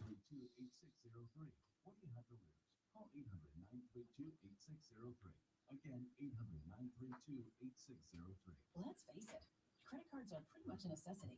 New tires for the car? Here's my card. I order takeout, here's my card. And most of us just accept the high interest rates credit cards charge as a necessary evil. What are you gonna do? Get a low fixed rate credit card consolidation loan from Lightstream from $5,000 to $100,000 and pay off those credit card balances. Apply online and you can get your money as soon as the day you apply. The average credit card company charges over 19% APR. But with Lightstream, you can get a fixed rate as low as 7.99% APR with autopay and excellent credit. Now I can pay off my high-interest credit cards and save money with a much lower rate. Apply today at lightstream.com/radio and get an additional interest rate discount. That's lightstream.com/radio. Lightstream.com/radio. Subject to credit approval rates range from 7.99% APR to 23.99% APR inclusive of 0.5% auto pay discount. Lowest rate requires excellent credit. Terms and conditions apply and offers are subject to change without notice. Visit lightstream.com/radio for more information. Odyssey's I'm Listening is our commitment to more mental health conversations. Duff McKagan from Guns N' Roses talks about using exercise to combat his anxiety issues. The working out is key. In my case, I would force myself into the gym, and I force myself just to do 100 push-ups. You got to run, even if you run on your block. You build yourself a place to. Cocaine Shark is trending now. No, you can leave it. No, it's not, I'll bring it up anyway. That's not how it works. I was really just saying that because I wanted to make a joke about Florida man going nautical. Because it was off the coast of Florida, because of course it was. I read it was off the coast of New Zealand. Oh, well, then somebody just made a joke. Oh, you're right.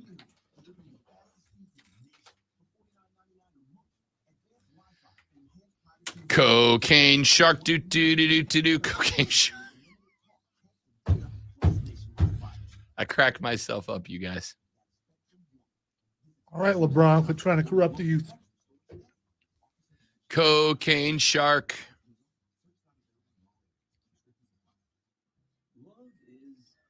Hey, when I have something all ready to go and you just had to swipe it out from underneath me. Cocaine Shark, do. Cocaine Shark, do. In fairness, if you come across Cocaine Shark, that's kind of on you. You went where the sharks live. Except for it's not really a thing. No, I know. Yeah. No shark actually ate the cocaine. They just found a huge bunch of it. 3.5 tons of Yeah. it. And now every time that cocaine is found anywhere, the joke is going to be what creature would have eaten the cocaine and gone on a killing spree? No, there's a movie coming out called Cocaine Bear. Oh, I'm aware. We which talked is about it. really stupid looking. And happened, by the way. That's based on a true story. I saw the tweet about it where it was like, I don't know how much cocaine the bear ate, but it was like a lot. And somebody said, let's all recognize that for about 35 minutes, this bear was the most dangerous creature on planet Earth.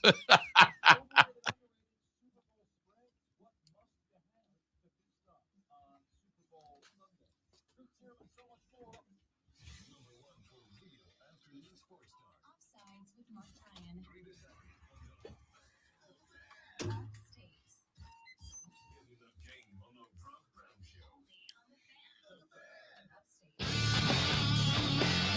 Somebody just pointed something out very interesting to me, Lonzo. How frustrated do you get when your favorite team just acts completely inept? I don't know about you. For me, the answer is very. Well, one of my favorite teams acted inept every other week, and that would be the Carolina Panthers. And we were frustrated. Yes. Yes. It is one thing when your team acts inept. It's another thing when they act historically I inept. have been on teams that came out and was completely dead. No matter what you did, no matter what the coaches did, you just couldn't get going. I'm okay with that every once in a while because that's just happens and it's contagious. But if it happens more than once in a season, that's a trend. How about this? This just got pointed out to me during the break. I said I was done with LeBron stuff, but I gotta bring this up. I'm stunned by this. Historically inept. LeBron James currently leads all NBA and ABA active players for points. Obviously, he's the NBA's all-time scoring leader with 38,390 points. The next closest player is not retired, but he's not actively signed, is Carmelo Anthony at 28,289 points. He is over 10,000 points away from LeBron. He's not retired, but he's not playing right now, so we'll count him out of the list. Next most points by an active player in the NBA, Lonzo, Kevin Durant with 26,684 points. He is over 11,500 points behind LeBron. The fourth most points amongst active players, technically third, taking Carmelo out of the group, is James Harden, 24,233. The fourth most points amongst active players is Russell Westbrook, 24,125. So of the four active players that lead the NBA in total career points, one of them is LeBron James. The other three are Durant, Harden, and Westbrook. Lonzo, do those three guys have anything that in common that jumps out at you? Shooters. Oh, yeah, and they were all three on the same team at one point. Oh, they were, weren't they? Yeah. I was just trying to think out of the three who has the best shot. It's got to be Harden. Because he don't play defense. All he does is chuck the ball up. I mean, you know. Harden's got the best shot. Durant's got the best game. But the common denominator here between three of the four players in the all-time active points list right now is that at one point they were all on the same freaking team. Which was proof that the court wasn't big enough for him. I got to tell you, if I'm an OKC Thunder fan and I recognize that we drafted Durant, Harden, and Westbrook back to back to back, three of the top four scorers in the league, all drafted in consecutive years by the Thunder, and accomplished absolutely boat with them, I think just send the team back to Seattle. I don't know. You could look at it as OKC developer of talent because they brought them in, they developed them, and they went elsewhere. And look what they're doing wherever they're at. Yeah, send the team back to Seattle. I don't want that in my life, right? Like for many years, one of the most frustrating things in Rob Brown's life was how many New Orleans Saints came in, left the franchise, and then went to multiple Pro Bowls on other teams. They can only go back to Seattle if they go back and be the Supersonics, not the Sonics. They're going to be the Supersonics. Call them whatever the hell you want. Just get them out of Oklahoma City. Just get them away from the ownership and administration of that team right now. Because if you drafted three of the top four scorers in the NBA right now and accomplished nothing with them, that is franchise ineptitude of a historic freaking level, dude. A historic level. I would be embarrassed to be a Thunder fan. I would be embarrassed to be a Thunder fan to look at this list. LeBron, huge gap. KD, Harden, Westbrook. All three on this team at the same time, and you couldn't figure it out. Now, obviously, we have to mention that the new age of the NBA is different. Players call their shots. You can't just strong arm a guy into staying on your squad for his career. They have the ability to go elsewhere. And we now know that Russell Westbrook is a bit of a clown. James Harden has forced his way out of everywhere he's ever been. And Kevin Durant was never committed to doing it without help. But you'd really like to be in charge of a basketball program that can take three talents like that, can organize them, can create a system that works for everybody, can get them all on the same page and can win with them, as opposed to what's happened to OKC. Hilariously enough, by the way, the team that beat LeBron and ruined the party last night, it's actually not a bad, hard-playing young team in OKC right now. But if I'm an Oklahoma City Thunder fan, I think with the recognition of this list looking the way that it looks, I would be, quite frankly, embarrassed by that program. That's atrocious, man. It's atrocious. It's unacceptable. It's frankly almost unforgivable.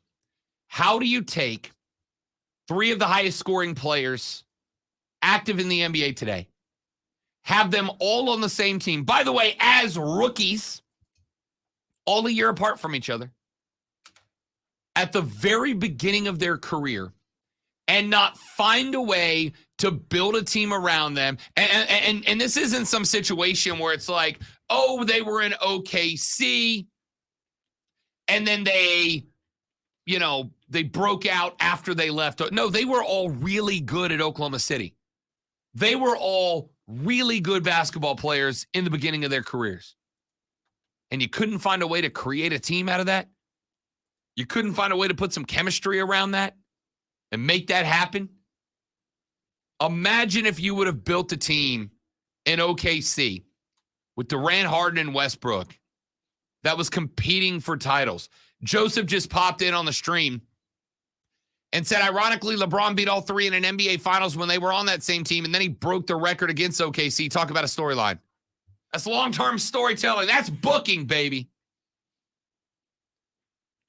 Imagine if you would have found a way to make those three guys healthy, happy, on the same team, and those three guys stuck together. Now, granted, Russell Westbrook the last year and a half, 2 years, has not been the same dude. But imagine you squared all three of those guys up on the same team and kept them together in OKC. You would have created one of the most dominant franchises in the history of basketball. I would be embarrassed to be a Thunder fan with that recognition. Let's take a break. We'll come back. We'll wrap up hour number 2. Big basketball show today. When we come back, USC, Lady Gamecock basketball, takes on the Tigers of Baton Rouge this Sunday in Columbia. Been a lot of discussion about whether women's basketball has an audience. Granted, it's a small arena, but the ticket prices say hell yeah, they do. I'll tell you what that looks like when we come back. Lonzo, Rob, and you, the Rob Brown Show's on your radio. It is the Fan Upstate.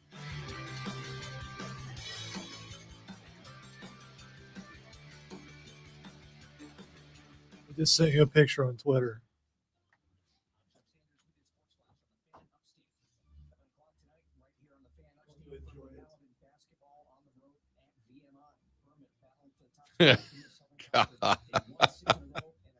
Beautiful. That's art.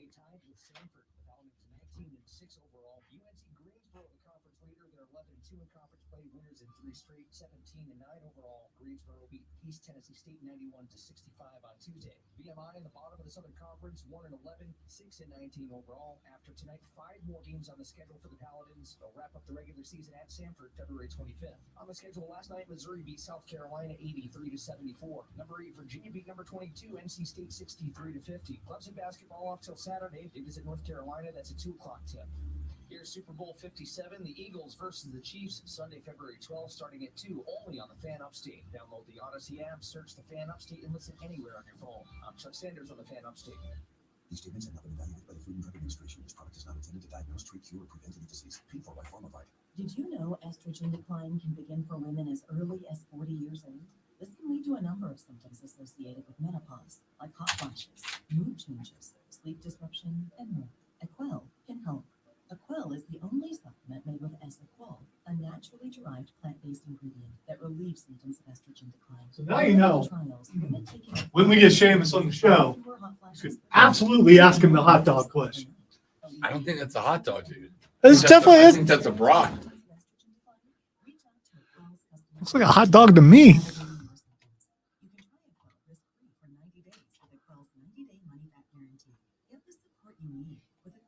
Is that a hot dog place? Doesn't that look like a hot dog place?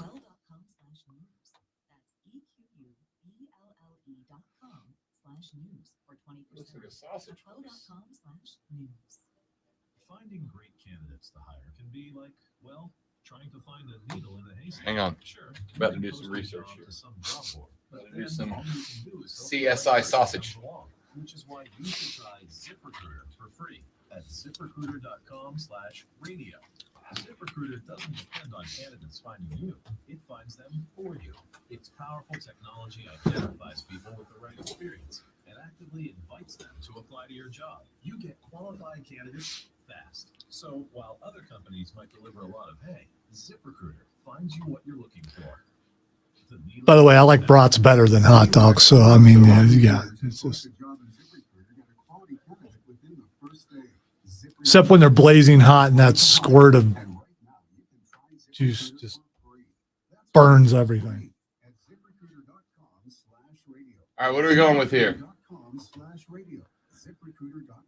You just can't see close enough. I know. mean, It's too pixelated. If I ask you guys what that is, you going hot dog? You going brat? What are we looking at here? it could even almost be a meatball. I think I'm going. Is that brat. pepperoni on there? It does look like it. It looks like it's like. It looks like honestly, it looks like it's like crackers. Or something. I'm gonna guess Yeah. this. I'm gonna guess those are fried cheese medallions with pepperoni or salami sitting on top of them. I see what I think is a pickle on the far side. Yeah, Joey B says Chicago dog with the pickle. I think that's what I'm going with. But if you look to the top right corner, that's a brat sticking out. That's not a hot. If that's a hot dog, that's a thick damn hot dog. I think it is Chicago style, but I'm gonna say it's a brat, not a dog. That's my guess.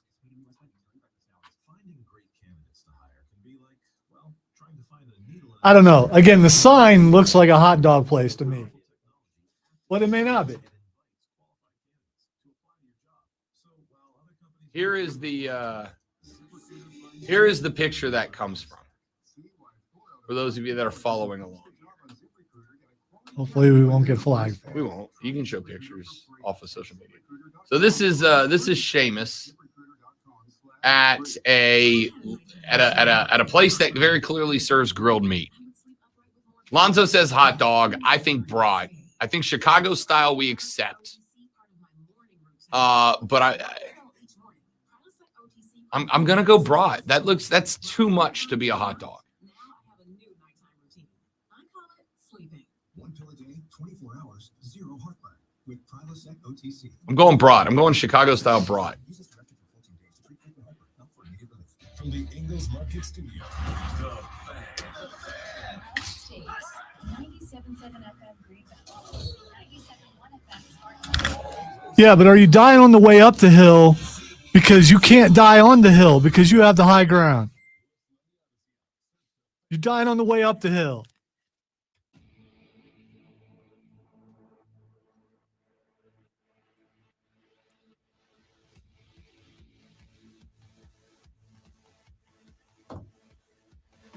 Wrap it up. Hour number 2 of the Rob Brown Show right here on the Fan Upstate. Rob, Lonzo, you join us on our live stream at facebook.com/thefanupstate, on twitter.com/thefanupstate, or on Twitch or YouTube by subscribing to the Rob Brown Show. We'd love to have you. The basketball game of the season in women's college basketball is set to take place this Sunday at Colonial Life Arena when the Lady Gamecocks of South Carolina take on the LSU Fighting Lady Tigers. This is going to be the game of the year. Last weekend, USC took on number 2 UConn, got the better of them. Very good basketball game. Now they go up against their top SEC competition in LSU. The game is officially a sellout at Colonial Life, which means if you want a ticket, you got to go secondary market at this point. What's that going to set you back? StubHub had listed as of Monday night. I did not check it yesterday, but StubHub had, as of Monday night, Lonzo, a pair of center court tickets in section 105 for $2,034 a piece. You want to sit center court? $4,000 to be in the building. You said you made some cash on the LeBron thing last night, so you can get me and you a seat, right? Yeah, listen. Rob Brown hit like 4 overs in that Lakers game last night. Rob Brown did not walk away with LSU USC women's basketball ticket money. All right. Actually, I did, because you can sit at the tip top of Colonial Life Arena right now for about $158. Is that where we saw AEW? Yes. Okay, so It's not awful. I was gonna say those aren't bad seats. I don't think there are any bad But seats in that place. Here's the point that I'm making. It's pretty sad that was less than a year ago and I couldn't remember. Fading people. Fading. $158 to get into a women's basketball game is impressive. More impressive that those tickets are being sold, right? I considered seeing if I could pick up a couple for me and the lady friend. She's a big Gamecock. She loves Dawn Staley. Thought about seeing if I could spring a couple of tickets on her. They ain't cheap, dog.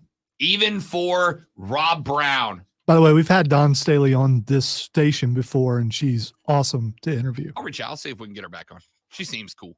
I'll see if we can get her back on. We had a guy on at the time who said he could beat any woman in basketball. It was an interesting conversation. How in shape was he? Doesn't matter. Curious. No, he wasn't beating Dawn Staley. I was gonna say I'd probably go ahead and take Aaliyah Boston in that matchup, right? I'd take Zaya Cook in that matchup for sure. No. Dawn Staley would have wiped the floor with him. I'm impressed by this, right? There's been the conversation about women's basketball over the years, specifically when it comes to pay scales, right? And the argument's been made many times that equal pay, from the argument of percentage of the profit, not the number written on the paycheck. But what USC has done with their women's basketball program, the way that they have built a program that continues to generate success and therefore continues to generate interest. I think Dawn Staley's next gig should just be getting into consulting, right? I would hire Dawn Staley in a heartbeat to come to my school and say, this is how you put together a program, men's or women's. This is how you do it. Because I think when you look at the fact that these tickets are going for what they're going. Now, for the sake of full transparency here, after this game against LSU, USC has 2 more remaining home games against Florida, against Georgia. Against Florida and Georgia, Alonzo, you can get tickets for $9 on StubHub. But you bring in another dominant women's basketball team, and those $9 tickets are now $158 against Florida. The most expensive ticket to sit center court, damn near courtside against Florida is $118. For Georgia, it's about $150. Did they throw in a couple pairs of men's game tickets just cause? This is StubHub, so I'm thinking you're just getting the solo ticket. I believe you actually have to. I believe South Carolina is paying you to go watch the men's team. Yeah, probably. It might get better. which, by the way, lost to Mizzou last night. And after the GG Insta video that we told you about on Monday, GG Jackson spent the majority of the first half on the bench and did not start. Did not start. Spent the majority of the first half on the bench. And by the way, was still the leading scorer for the Gamecocks. Played effectively a half. Lesson learned? Maybe? I don't know. I lesson learned on both ends. Respectfully, that maybe he was right. You know? Oh, no. Yeah. He was right. Yeah. Let's be very clear. GG Jackson was right. You still can't do it, even when you're right. Anyway, I think that these numbers are shocking to me because I wonder, what does it take? Obviously these tickets are this expensive because not only do you have the Lady Gamecocks undefeated, number 1 in the country, and probably going to stay that way all the way through the tourney, but you've got a very good LSU women's team coming in. A women's basketball team that is currently sitting at 11-0 in conference and 23-0 overall. The only other undefeated team in college basketball. This is very likely a national championship matchup. I'm going to tell you this right now. These two teams are going to be playing each other right here in the Villa in the SEC women's tournament coming up in a month and a half, 2 months. I'll tell you right now, Lonzo, the lady friend and I are going to be buying tickets to the SEC women's basketball tournament. The press pass will be used for this game. I will be on the floor for this game. Cannot wait. But here's my question.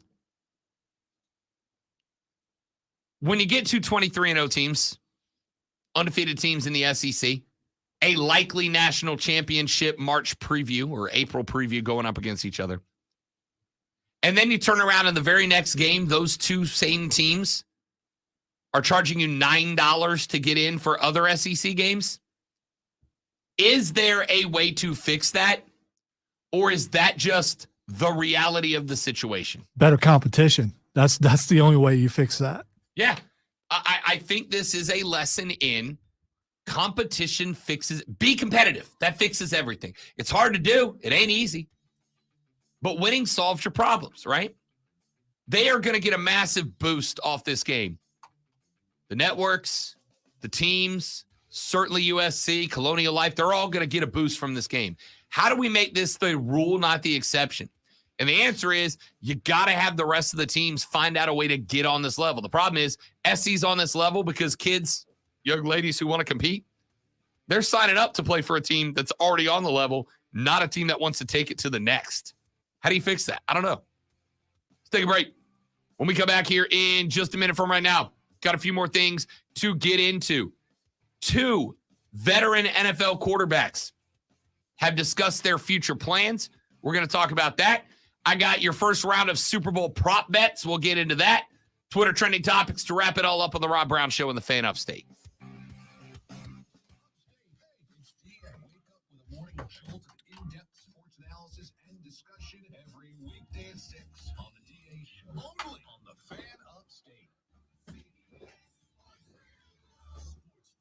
Woo, woo, woo.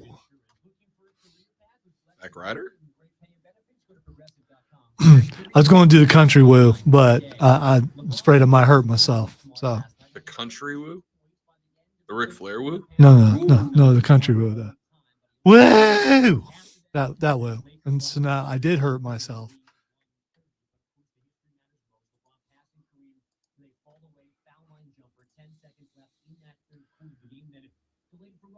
Which actually was from a friend of mine who was from Kentucky who would do that before he'd do something really stupid.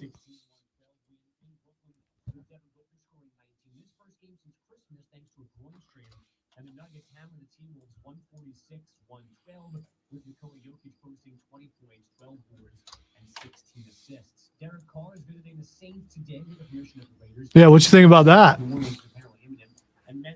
Derek Carr? Yeah. That's what we're coming to next. So I guess we'll all find out what he thinks about that. Stay tuned. I will let you know after I come back from my darkness wilderness retreat.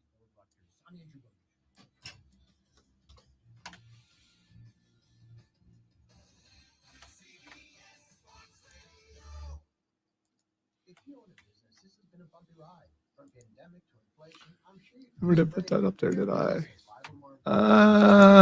You might be eligible to receive a payroll tax refund of up to $26,000 per employee. The challenge is getting your hands on it. Hi, I'm Howard Mackler, and that's why I founded GetRefunds.com to cut through the red tape and get you the money.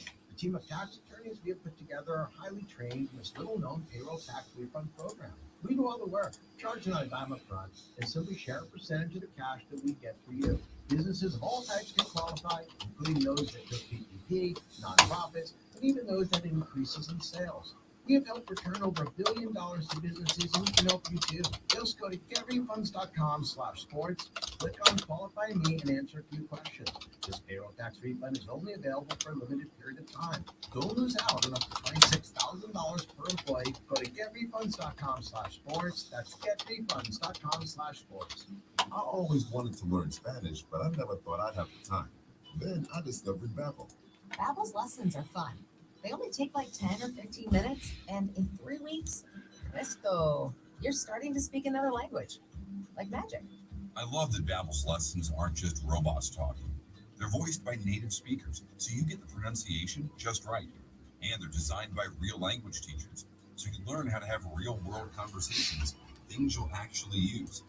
It's incredible. After using Babbel, I'm ready to start having real conversations in French. There's all kinds of ways to learn. Use Babbel's podcasts or games or videos.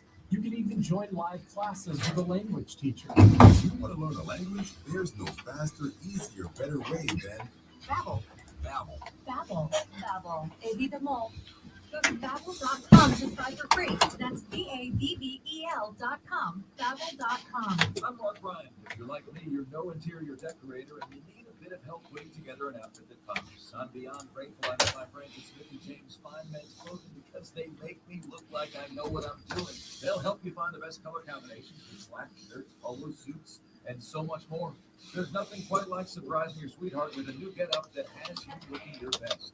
Check out their collection today at smithandjames.com and stop by their stores at 222 Freight Street in Greer or at their new location on Verde Boulevard in Greenville. Join us at Odyssey as we all do our one thing, together millions of things for our planet. Many great wines now come in boxes, which produce half the overall emissions that bottles do. When we each share our one thing, it becomes a million things for our planet. What's your one thing? Let me guess. Unknown caller. You could Steven, it was supposed to be yesterday, but unfortunately, they had to cancel it. So I did not get to do it. And I have not been that disappointed in a very long time than when I got the email saying, unfortunately, they had to push it back. I very much hope in the future that it works out that I get to do it, because I bet it would be incredible.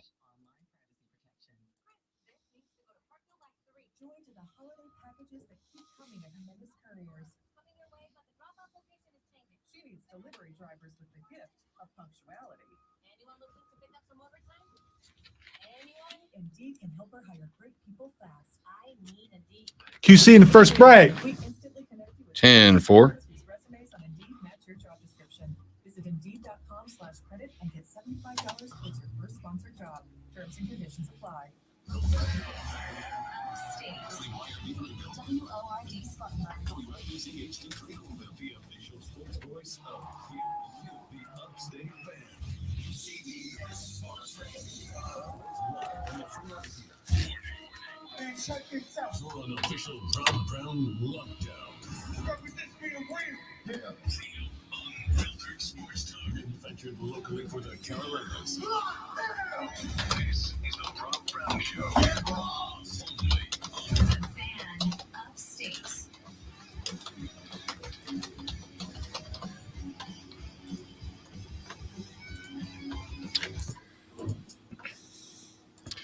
The final, the best of money hour of the Rob Brown Show starts right now. This is the Fan Upstate. Welcome back, ladies and gentlemen. Rob, Lonzo, and you. 844-FAN phone, 844-FAN-FONE. That's 844-326-3663. Text us on the Preferred Home Services text line. It's 71307. Start your text with FAN, F-A-N, FAN, F-A-N. We'll read them on the air. Tweet us at The Rob Brown Show, at The Rob Brown Show, at Lonzo on Word, or text us all or tweet us all at The Fan Upstate. And, of course, you can also join us on our live stream at Facebook.com/The Fan Upstate, Twitter.com/The Fan Upstate, or by searching and subscribing to The Rob Brown Show on either YouTube or Twitch. Texter says, Rob, GTFOOH, you have not experienced Gamecock football yet. Dude, I've been to 2 games. Granted, I have not been to a ton, but I've been to 2 games since I moved here.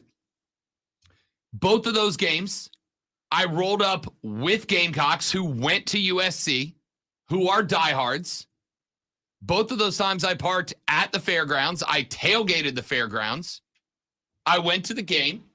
I was blown away by the atmosphere. I was blown away by the energy, the excitement.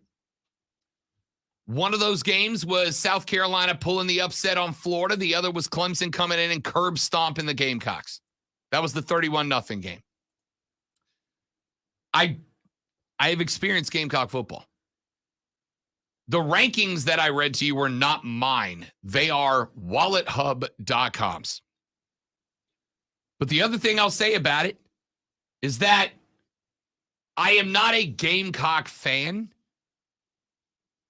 any more than I am a Clemson fan or a Carolina fan or a Canes fan. I am a fan of the teams in our market doing well.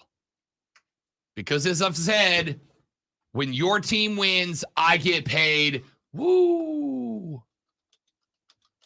All I can tell you is, subjectively, and in my opinion, of all the football cities I've been to, Columbia ranks very much towards the top in terms of game day atmosphere at the stadium, right? I would rank it ahead of Notre Dame. I would rank it ahead of Miami. I would rank it ahead of Ole Miss and Mississippi State. I would put it neck and neck with Tallahassee. I would put it neck and neck, maybe slightly behind Gainesville.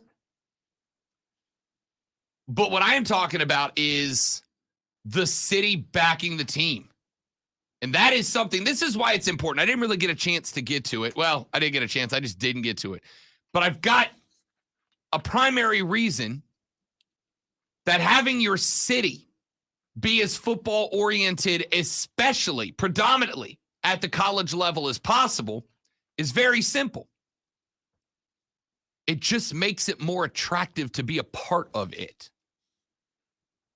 If I tell you I'm having a party this weekend, right? Hey, I'm throwing a Super Bowl party this weekend. I want you to come watch the game with us. And you go, cool, man, what's going on? And I go, me and my girlfriend and my dog are going to sit on the couch and watch the game. You want in? What's the spread going to look like? Oh, no food. Bring whatever you want. Oh, all right. What's going to be in the fridge? No brewskis. No booze. It's on you. BYOB. You're probably less likely, unless you're Lonzo, to come to that Super Bowl party. I don't do parties. Even if it's a party that just, it's about your team. Yeah, I just don't. Again, let me point out, is Lonzo okay? I mean, he's at the party. What is he doing? He's just sitting over there. And so I only got to ask that once during the wrestling. You're not the first. No, I know. Yeah, that's why I have a standard answer. So if I tell you that's my party setup, and then another buddy of yours. How good's the food at that party, though? No, I just said at my party, no food. BYOF. No, you bring your own food. That means other people may bring it's like a potluck, right? No. It's not a people bring the food and they share. For the metaphorical example that I'm trying to lead to a point. It's communal. Right. If I tell you come to my party, it's just going to be me, my girlfriend, my dog, and you. There's no food, there's no drink, and the TV's a 35-inch TV. And then another guy hits you. Wait. In this case, I get to hang out with Rob Brown from the Rob Brown Show, who doesn't want to do that. That's fair. if some And, other and dude me and your girlfriend would probably just beat up on me the entire yeah, time. Yes, I'm aware. probably. Yeah. I've met you both. I'm aware. If I offer you that party, despite the obvious attractiveness of hanging out with one Rob Brown, and then another dude calls you and go, hey, come to my Super Bowl party. 45-inch TV. I've got one big plate of wings, and I've got 1 6-pack of beer. That's more attractive than my party. But it's not as attractive as the other guy who goes, hey, come to my house. My whole block is throwing a Super Bowl party. I've got an 80-inch TV. I've got it catered by 3 different restaurants and an unlimited amount of brewskis. Now, it's not the same for everybody, but I can tell you which of those 3 parties I want to go to. And that's what I'm talking about when I say making sure that your college town, your city, at the college football level, is buying in. This is why a plan like what the Gamecocks announced yesterday is big. Now, before Mr. Sensitive Tiger fan gets up in my text and my DMs. I don't think he's listening today. We would have already heard from Fair him. enough. I have been there. Clemson does an excellent job of this. Unless you want to leave in a timely fashion because you're out of luck. Yeah, the traffic sucks.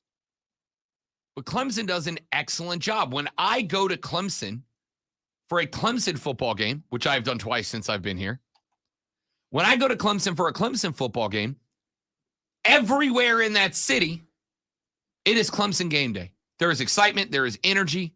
There is stuff to do. There are bars and restaurants. There are music stages. There is stuff happening. In Columbia, it's that, but just in a couple of blocks worth around the stadium. Outside of that, it's not really the same. Now, granted, Willie B is really outside of Columbia, right? It's not stuck in the middle of downtown versus Clemson, where Clemson is Clemson. It's the campus. But Clemson has done an excellent job of creating a buzz, an energy around the stadium that makes people want to go there, hell, even if they don't have a ticket to the game. I went to a Clemson game, not this past season, but the season before. And I had to leave in the fourth quarter for 2 reasons. Number one, I had something to do. And number 2, because Lonzo told me, if you want any crack at taking less than 3 hours to get out of Dodge, leave before the game's over. And I did. And when I was walking back to my car in the media parking lot, which is on the other side of the Big Booster parking lot, when I walked through that parking lot, I saw a large amount of people who were sitting in truck tailgates and camping chairs watching the game on TV from just outside of the stadium. Clemson has made an atmosphere that you want to be around even if you're not going to the game, and that's wildly attractive. Because if I'm a top talent college kid looking to go play ball, and this is painting with a very broad brush, and I acknowledge that, but if I'm going to be a top-tier player on your team, I want to go somewhere where I know that that is acknowledged. I want to know that the fan base is all bought in, that there is going to be excitement and energy that is going to translate from outside of the stadium to inside of it. South Carolina during a game is one of the best atmospheres I've been around. South Carolina before the game, as long as you're in the fairground parking lot, is very good. But outside of that, they don't have the rest of it like Clemson does. That's one of the reasons Clemson is attractive, I assume, to a lot of recruits. And that is why I am very intrigued to see what this South Carolina proposed project turns into. Like I said, the goal for the university in the announcement yesterday was to not use institutional funds to make this happen. The goal was to get private investors, private contractors, private builders, private businesses to come in to take advantage of the location, to put up their buildings, their projects around Willie B, to create an area that, you know what they're ultimately going for? Give me a reason to go around the stadium, not on game day. That's honestly what I'm looking for, right? Give me a reason to go to the stadium, not on game day. Create something around the stadium. The Braves have done an excellent job with this at Truist Park. You can go to the Battery any day of the week, in or out of season, game day or off day, and the Battery's a blast.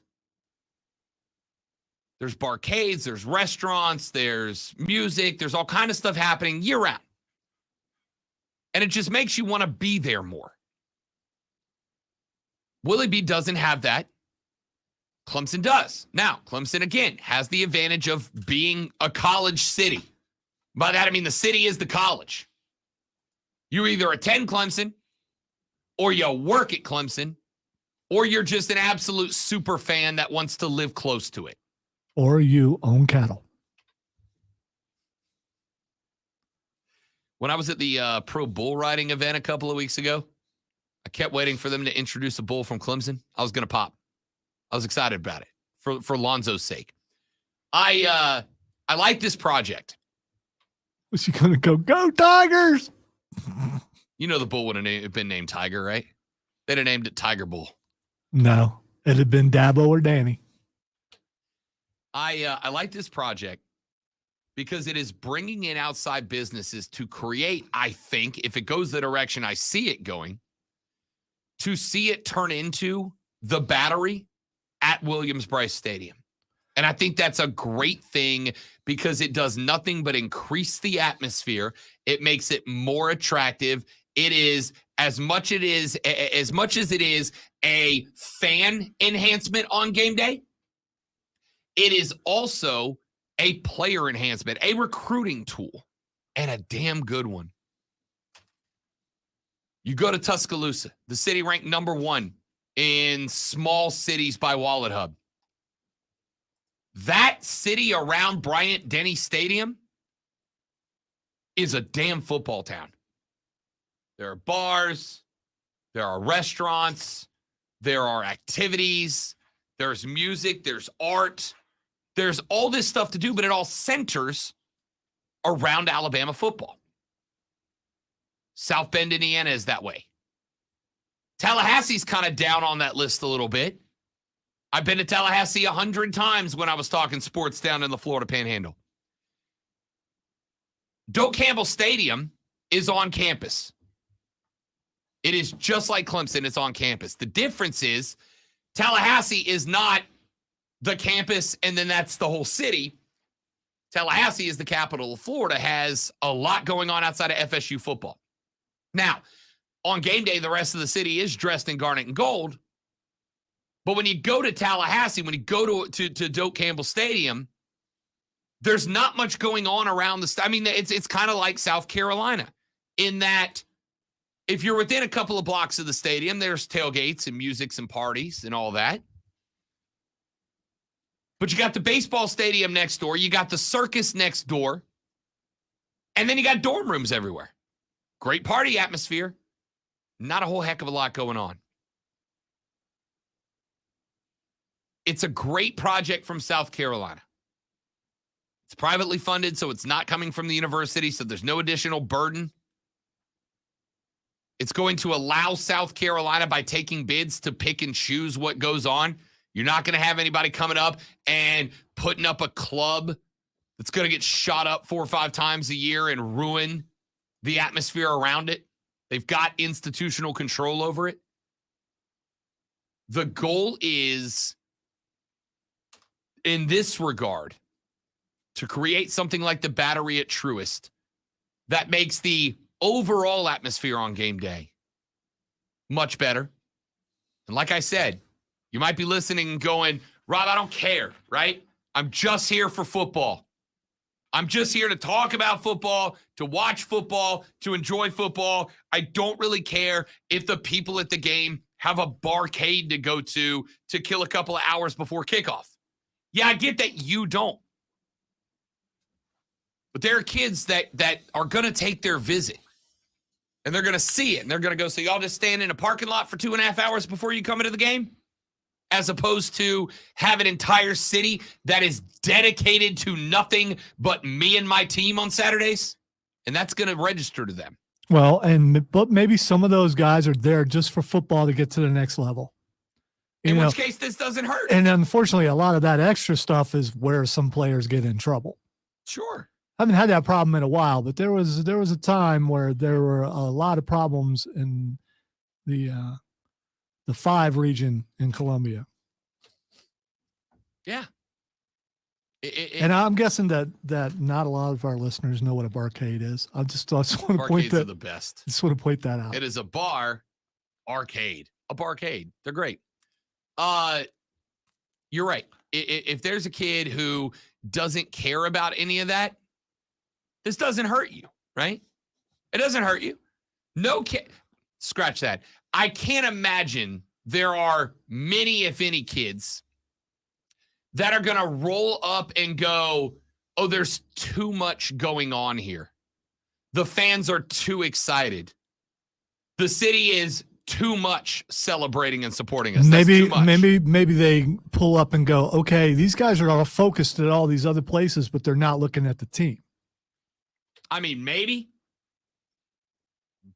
But I would bank that is a significant minority of players. Even if the majority of players don't care, it doesn't hurt you. This project doesn't hurt. See, I get what you're saying. I think this is more for the fans than it is for the players. The facilities there are really good already, and they're making those better all the time. And I think that's the most important thing for the players is trying to get to the next level, and that your facilities are top notch. And that's what they've been doing for a while at South Carolina. Yeah. Get a couple of texts that kind of go in this direction. Texter said, also could be said, Clemson has made game day so expensive to keep seats and buy tickets that people have to watch outside the stadium because they can't afford to get in. Yeah, but I guess you're a true fan of a team if you're willing to sit in all that traffic just to go and sit outside your RV and watch TV when you could do it at home, save you gas, save a lot of stuff. Yeah. Listen, I have been to football games I didn't have a ticket to because the party around it was just too much fun to not be there. So you're not there for the football team. You're there for the party. Why not both? ¿Por qué no los días? No. Why can't I do both? No, not in this case. No. No. You can't do both in this case. I can. I can absolutely. This Sunday, The perception is, Rob, that you're there just for the party. I don't care what your perception is. I'm telling you what my reality is. I said the perception, which is all-encompassing. I mean, everyone's perception. On Sunday, Rob and the lady friend will be attending a Super Bowl party. I'm very excited about it. Do you think that means that I won't be taking in the game to be able to come in on Monday morning and give you the best in-depth breakdown of that game possible? I hope you don't get mad when I ask this. Do they have a really good sound system? I don't know. I haven't been there yet. Because they're not going to hear the game. I will. Yeah, that is not true. They're only going to hear you. Is what I'm saying. So I mean, yeah, it's. I mean, in a party situation, you crank it up even louder than what it's. This is the one Super Bowl party problem I've always had, which is it's the opposite for me. I want everybody to shut the hell up when the game is on, talk during the commercials. This is the one game where everybody's like, shut up, the commercials are on. It drives me up a wall. They haven't been. In the last few years, the commercials have not been worthy. I was going to say they haven't been worthy of that. But except for the NFL commercial, I think it was last year, just the NFL commercial with all the players and all that. That was really good. When it comes to you know what you don't notice this year that you've noticed in the past? How many teaser trailers have you really seen for commercials? They started doing that last year. Yeah, that excites me. Maybe there's some better commercials, and maybe there'll be another company that will get everybody to spend their money and then go bust and those commercials were good though. They were good. I think weren't those the Larry David commercials? Yes. Yeah. Yes. Where he was throughout time periods. It was phenomenal. So I like the project. I like the way it's being constructed. I like having the private funding. I like being able to pick and choose what does and doesn't happen, and I like what it does for the atmosphere around the stadium. Text says South Carolina will never have the buzz there that Clemson has. Who cares? I mean, I just don't care because I know I'm weird. I just want to go. I just want to see the football. That's game. fine. But again, no, like the university doesn't care about that. What they care about is, do the boosters have a good time? Are the people who are giving us money, and do the kids who show up for visits, right? Because they walk them around the whole campus. When we bring them in, do they see that this city loses its mind for the team, or do they get the impression that we are just something to do on a Saturday? I want them to walk in and think this city, no matter what building you walk into, is always going to go bananas for you, dude.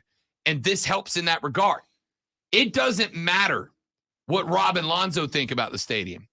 What matters is what the people with the $1 million a year gifts care, and the 16 and 17-year-old kids that might sign on the dotted line to play there care about.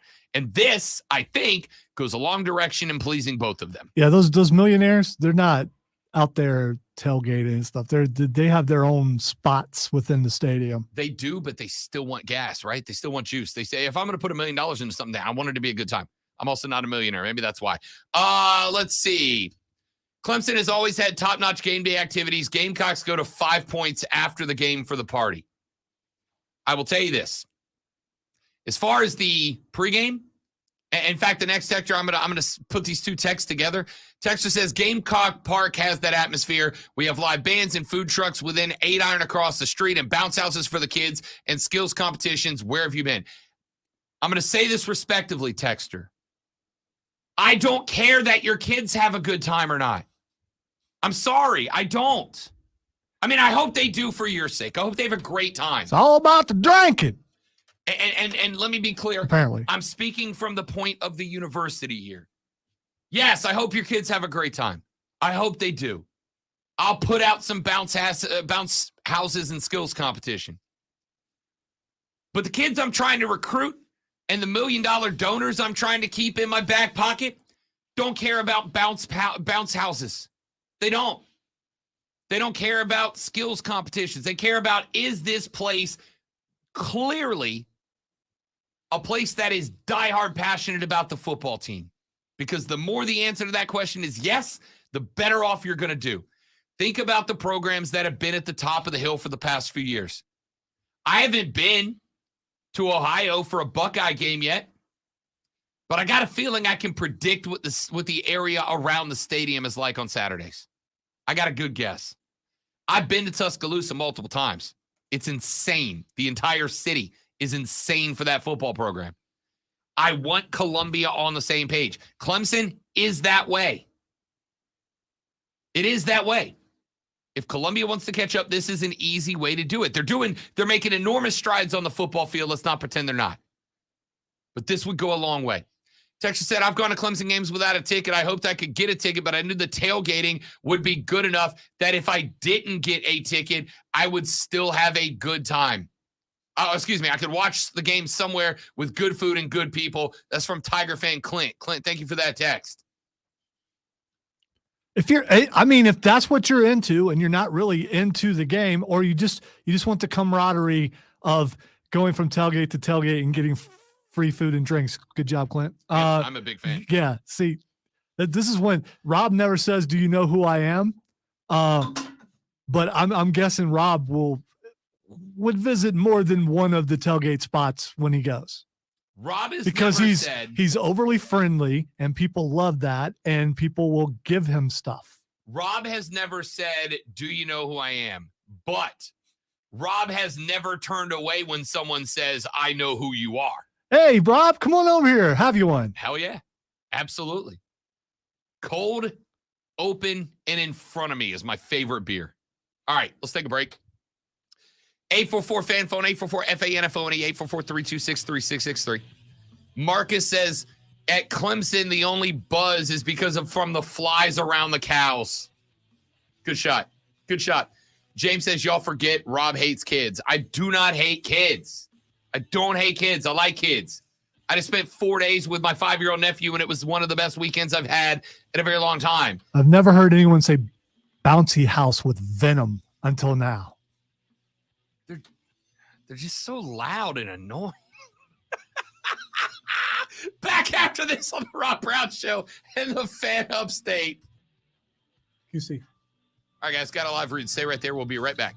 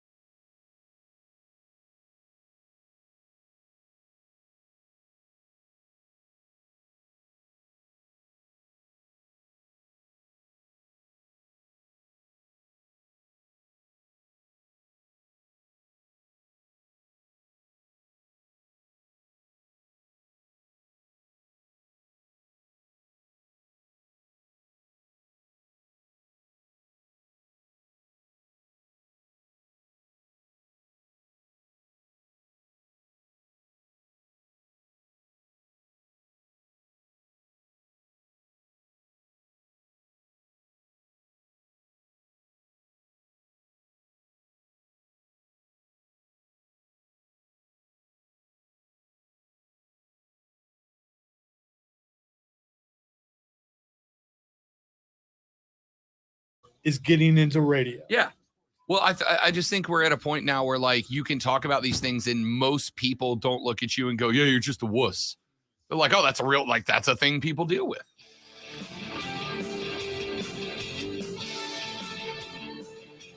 Carolina Panthers have a decision to make, and they've got a decision to make right now.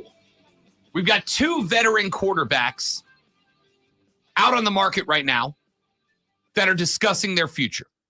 I'm disappointed. I thought we were talking about Jim Bob Cooter. Jim Bob Cooter. Love me some Jim Bob Cooter. We've got 2 veteran quarterbacks that are publicly discussing where they stand on the future right now.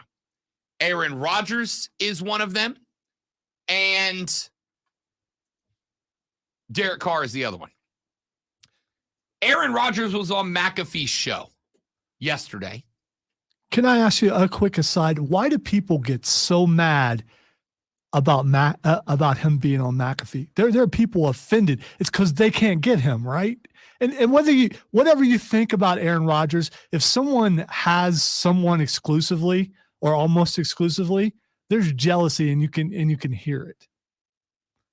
I mean, you go where you feel comfortable. Look, he feels comfortable on that show.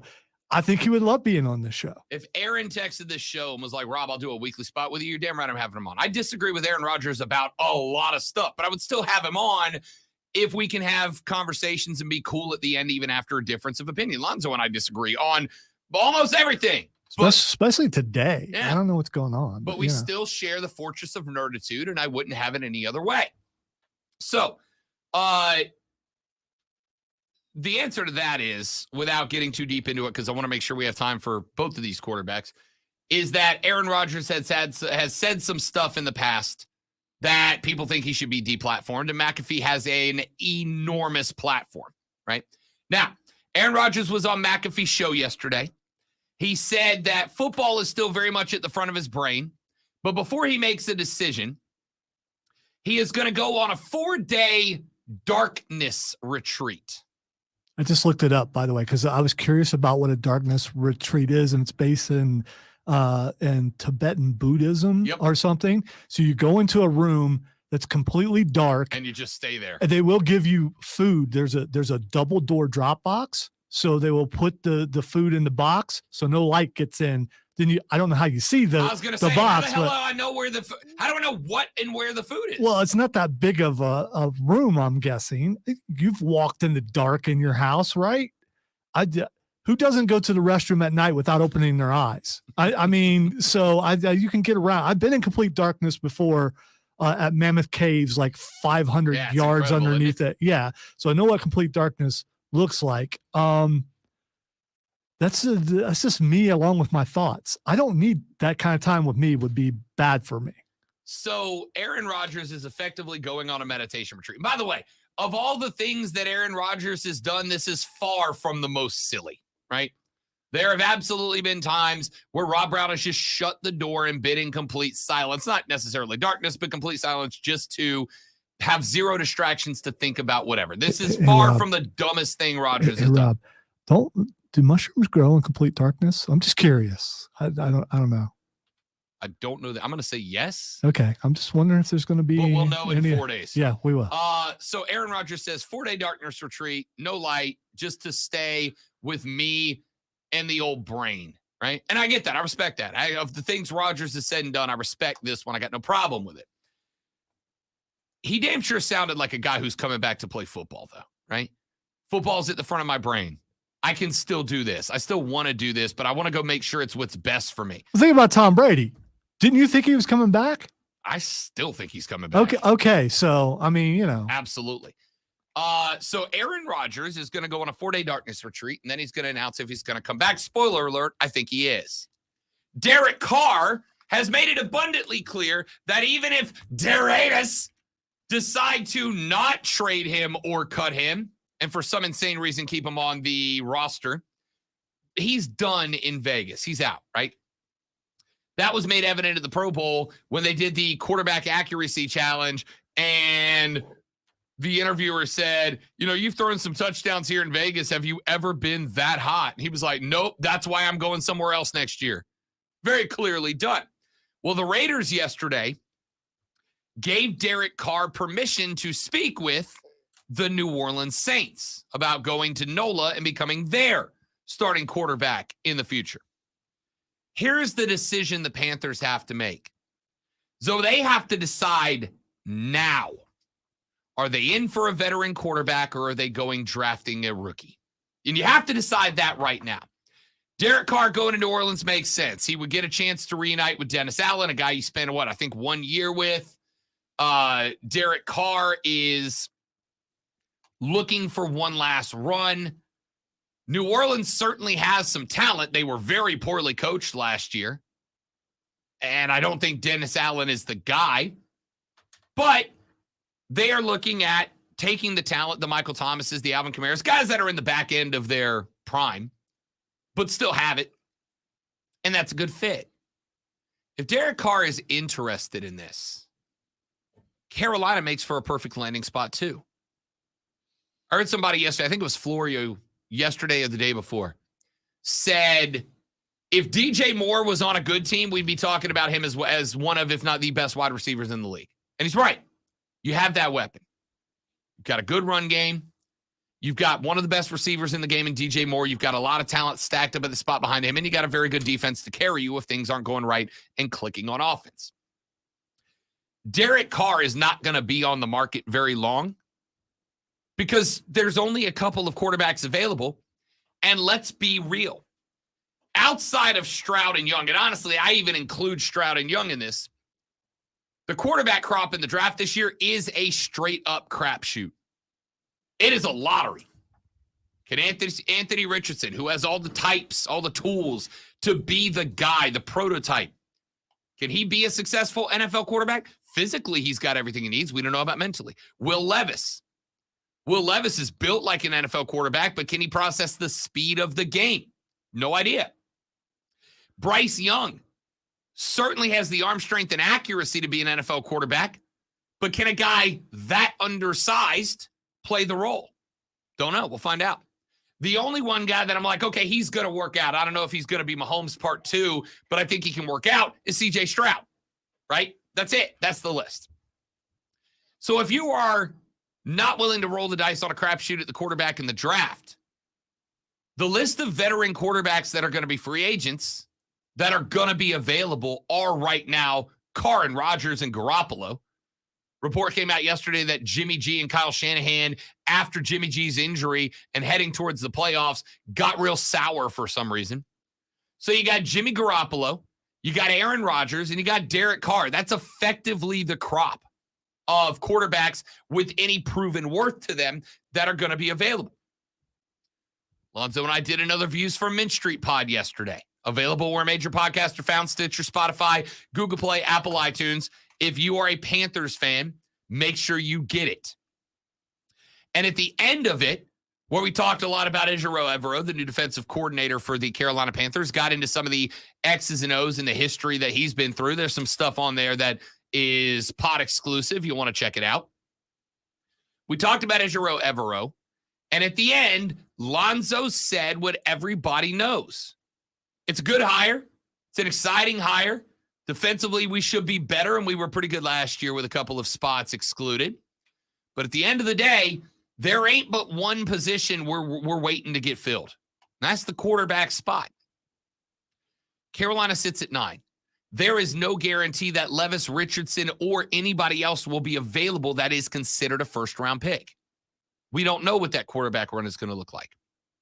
I have made the argument for a while that while Frank Reich at Indianapolis did not have great success with bringing in vet quarterbacks, he did have some success with bringing in good quarterbacks. I have also made the argument that this could be a very good and successful bridge year for the Panthers. In fact, it is lined up. The stars have aligned in a way that a bridge year could also be a divisional winning year. The NFC South is going to be, as of right now, bad again next year. If Tom Brady truly is done in Tampa, that team is in trouble. Unless New Orleans makes a play for quarterback, which they don't have the capital to do it in the draft. If Derek Carr comes to New Orleans, New Orleans is the best team in the NFC South next year. As of today. Lot of time between here and kickoff week 1. But they're the best team in the South right now. So if you're Carolina, don't let them outpace you. New Orleans has the advantage in Derek Carr because Dennis Allen is there. Guys work together. But Frank Wright could get on the phone with Derek Carr and go, yo, DC, I know you've worked with DA, and I get that. But we've got more talent than they do. We've got both styles of run game, power and finesse. We've got a better batch of wide receivers. Michael Thomas can't stay healthy. And while Chris Olave has turned into a G as a rookie, he's a second-year guy who spent some time on the IR this year. Jarvis Landry probably won't be back. I don't know. We've got more talent than they do. And we have got a coaching staff that has proven already that they can rehabilitate veteran quarterbacks and give them a career year. We're the better landing spot. Yes, the quarterback position has to be filled because Carolina can win this division next year. But the more I look at it, and we'll discuss this further when we get closer to the draft, the more I look at it, the more I'm leaning wanting to go veteran quarterback here. Jimmy Garoppolo, Aaron Rodgers, Derek Carr. Give me one of them. Because while you could say that there is the potential for Will Levis or Anthony Richardson to ultimately be better than Garoppolo, better than Carr, Rodgers question mark, but he is towards the tail end of his career, which is why I repeatedly hammer on the point that this is a 1, maybe 2-year deal. I am not looking for a 10-year contract. 1, maybe 2 years to give us the opportunity to work on getting a new young quarterback, whether it's Matt Corral or somebody else. Is anybody willing to pull the trigger on believing that Richardson or Levis will be better than Aaron Rodgers for the next 2 years? I'm not. Will be better than Jimmy G for the next 2 years? I'm not. Will be better than Derek Carr for the next 2 years? I'm not. But if the Panthers are going to go in for a vet quarterback, which I do believe is the right play, they have to do it right now. They've got to be on the phone right now. Frank Wright can't say, I'll put it off till we find an offensive coordinator. You've got to be on the phone to Derek Carr, to Jimmy Garoppolo now. And you've got to be on the phone with Aaron Rodgers when he comes out of the darkness retreat and his eyes adjust to light again. As far as the offensive coordinator goes, how do we know that they're not eyeing a guy who's playing in the Super Bowl this year? Might be. I don't know who that would be, but I also don't know the up and down coaching staff of both teams. They might very well be. But again, every day that you don't start making moves towards one of these vet quarterbacks is a day that a New Orleans can sweep in and snag one and make it that much more difficult. Or even if you want a vet quarterback, force you into drafting a guy and just hoping that it works out. What direction you want to go? Because if you want to go vet, you better pull the trigger now. Back after this to wrap up the show on the Rob Brown Show on the Fan Upstate.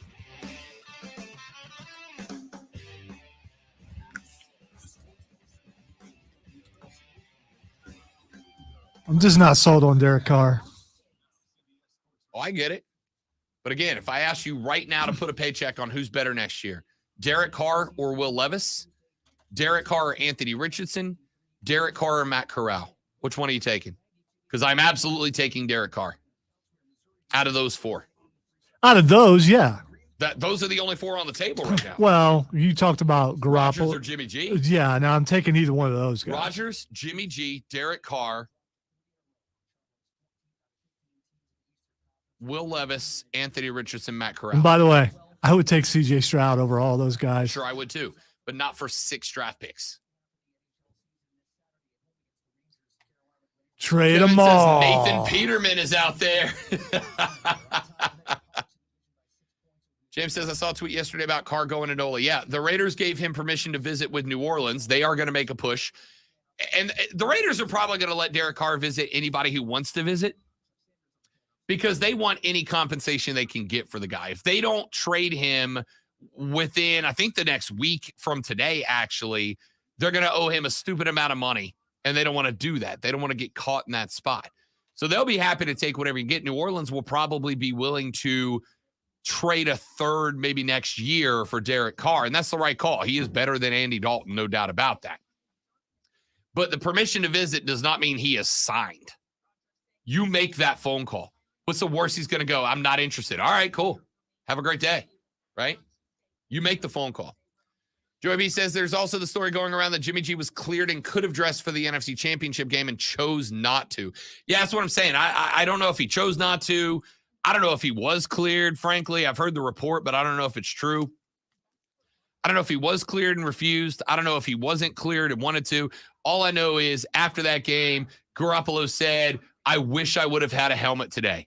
If it turns out that he could have had a helmet and just said no to spite Shanahan, that's going to be a bad look on him. But how many quarterbacks are out there with an NFC Championship game under their belt? Not many. Him and Rodgers. That's pretty much the list. Get Jimmy G from our friends in San Francisco and draft Hendon Hooker late and cheap. I actually don't hate that either. I feel much better about Hendon Hooker without the ACL tear against South Carolina at the end of the year. But if you're going to do that, if you're going to bring in Jimmy G, you might as well develop Matt Corral. Yeah, you're not wrong. And use those draft picks to bring in some other places. Corral is much more a Jimmy G style quarterback than Hendon Hooker, right? What would Carolina trade to get J17 hypothetical? No. He can heal and develop while Jimmy holds the reins. Yeah, again, I'm good with that. But Hooker doesn't play Jimmy G ball and vice versa. If I'm going to get Jimmy G, I might just ride Matt Corral. Just let him be the backup. Give him a year to learn under a quarterback who plays a relatively similar game. Derek Carr has a chip on his shoulder, but so did Baker and Darnold. Correct. But right now, if I ask you to power rank those three, I'm going Carr. I don't know who I'd rank Darnold or Baker next, but Derek Carr, I'd rank one out of those three. Yes. What about bringing Baker Mayfield in for a year? I love that idea. Man, I wish I'd have thought that.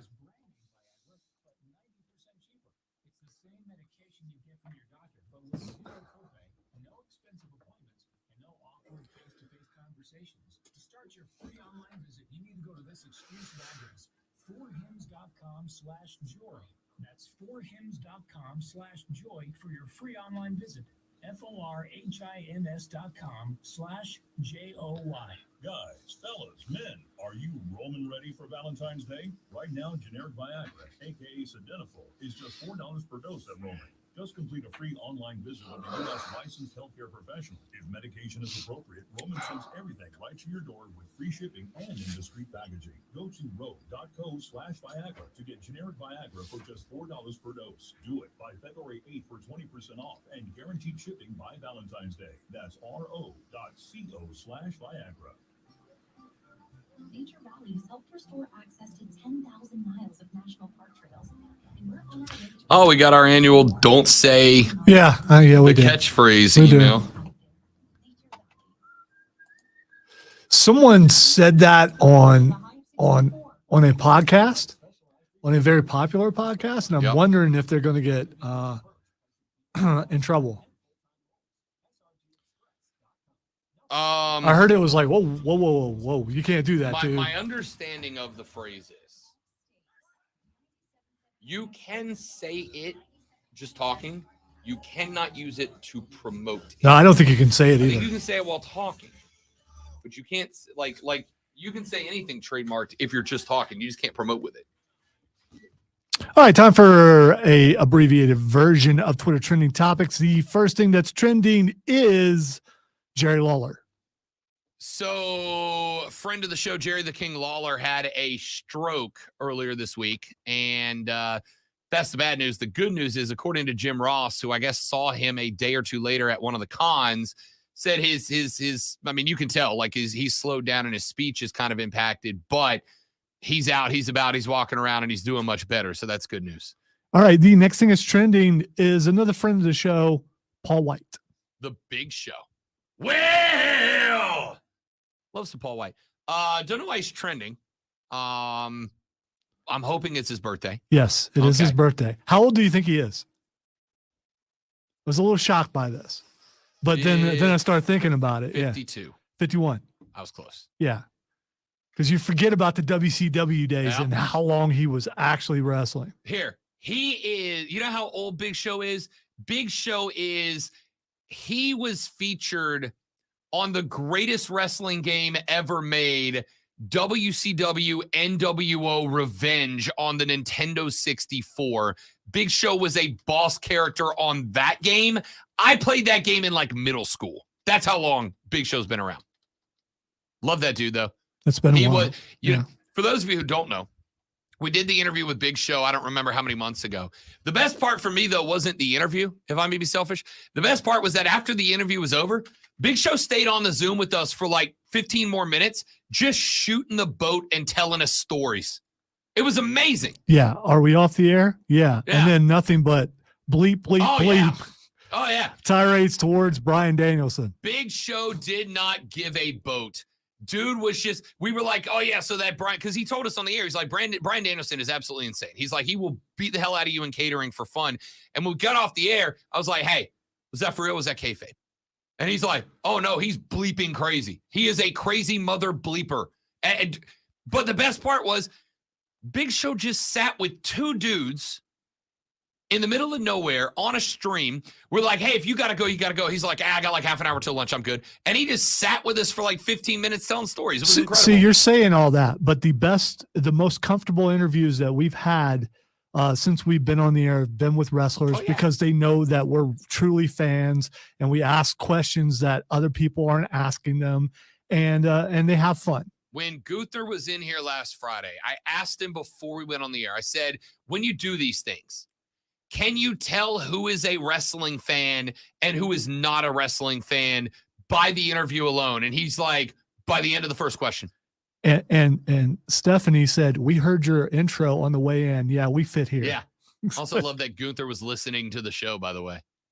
Yeah, he's like, I can tell in a second. Wrestlers are the best. And also trending on the show today, Cocaine Shark.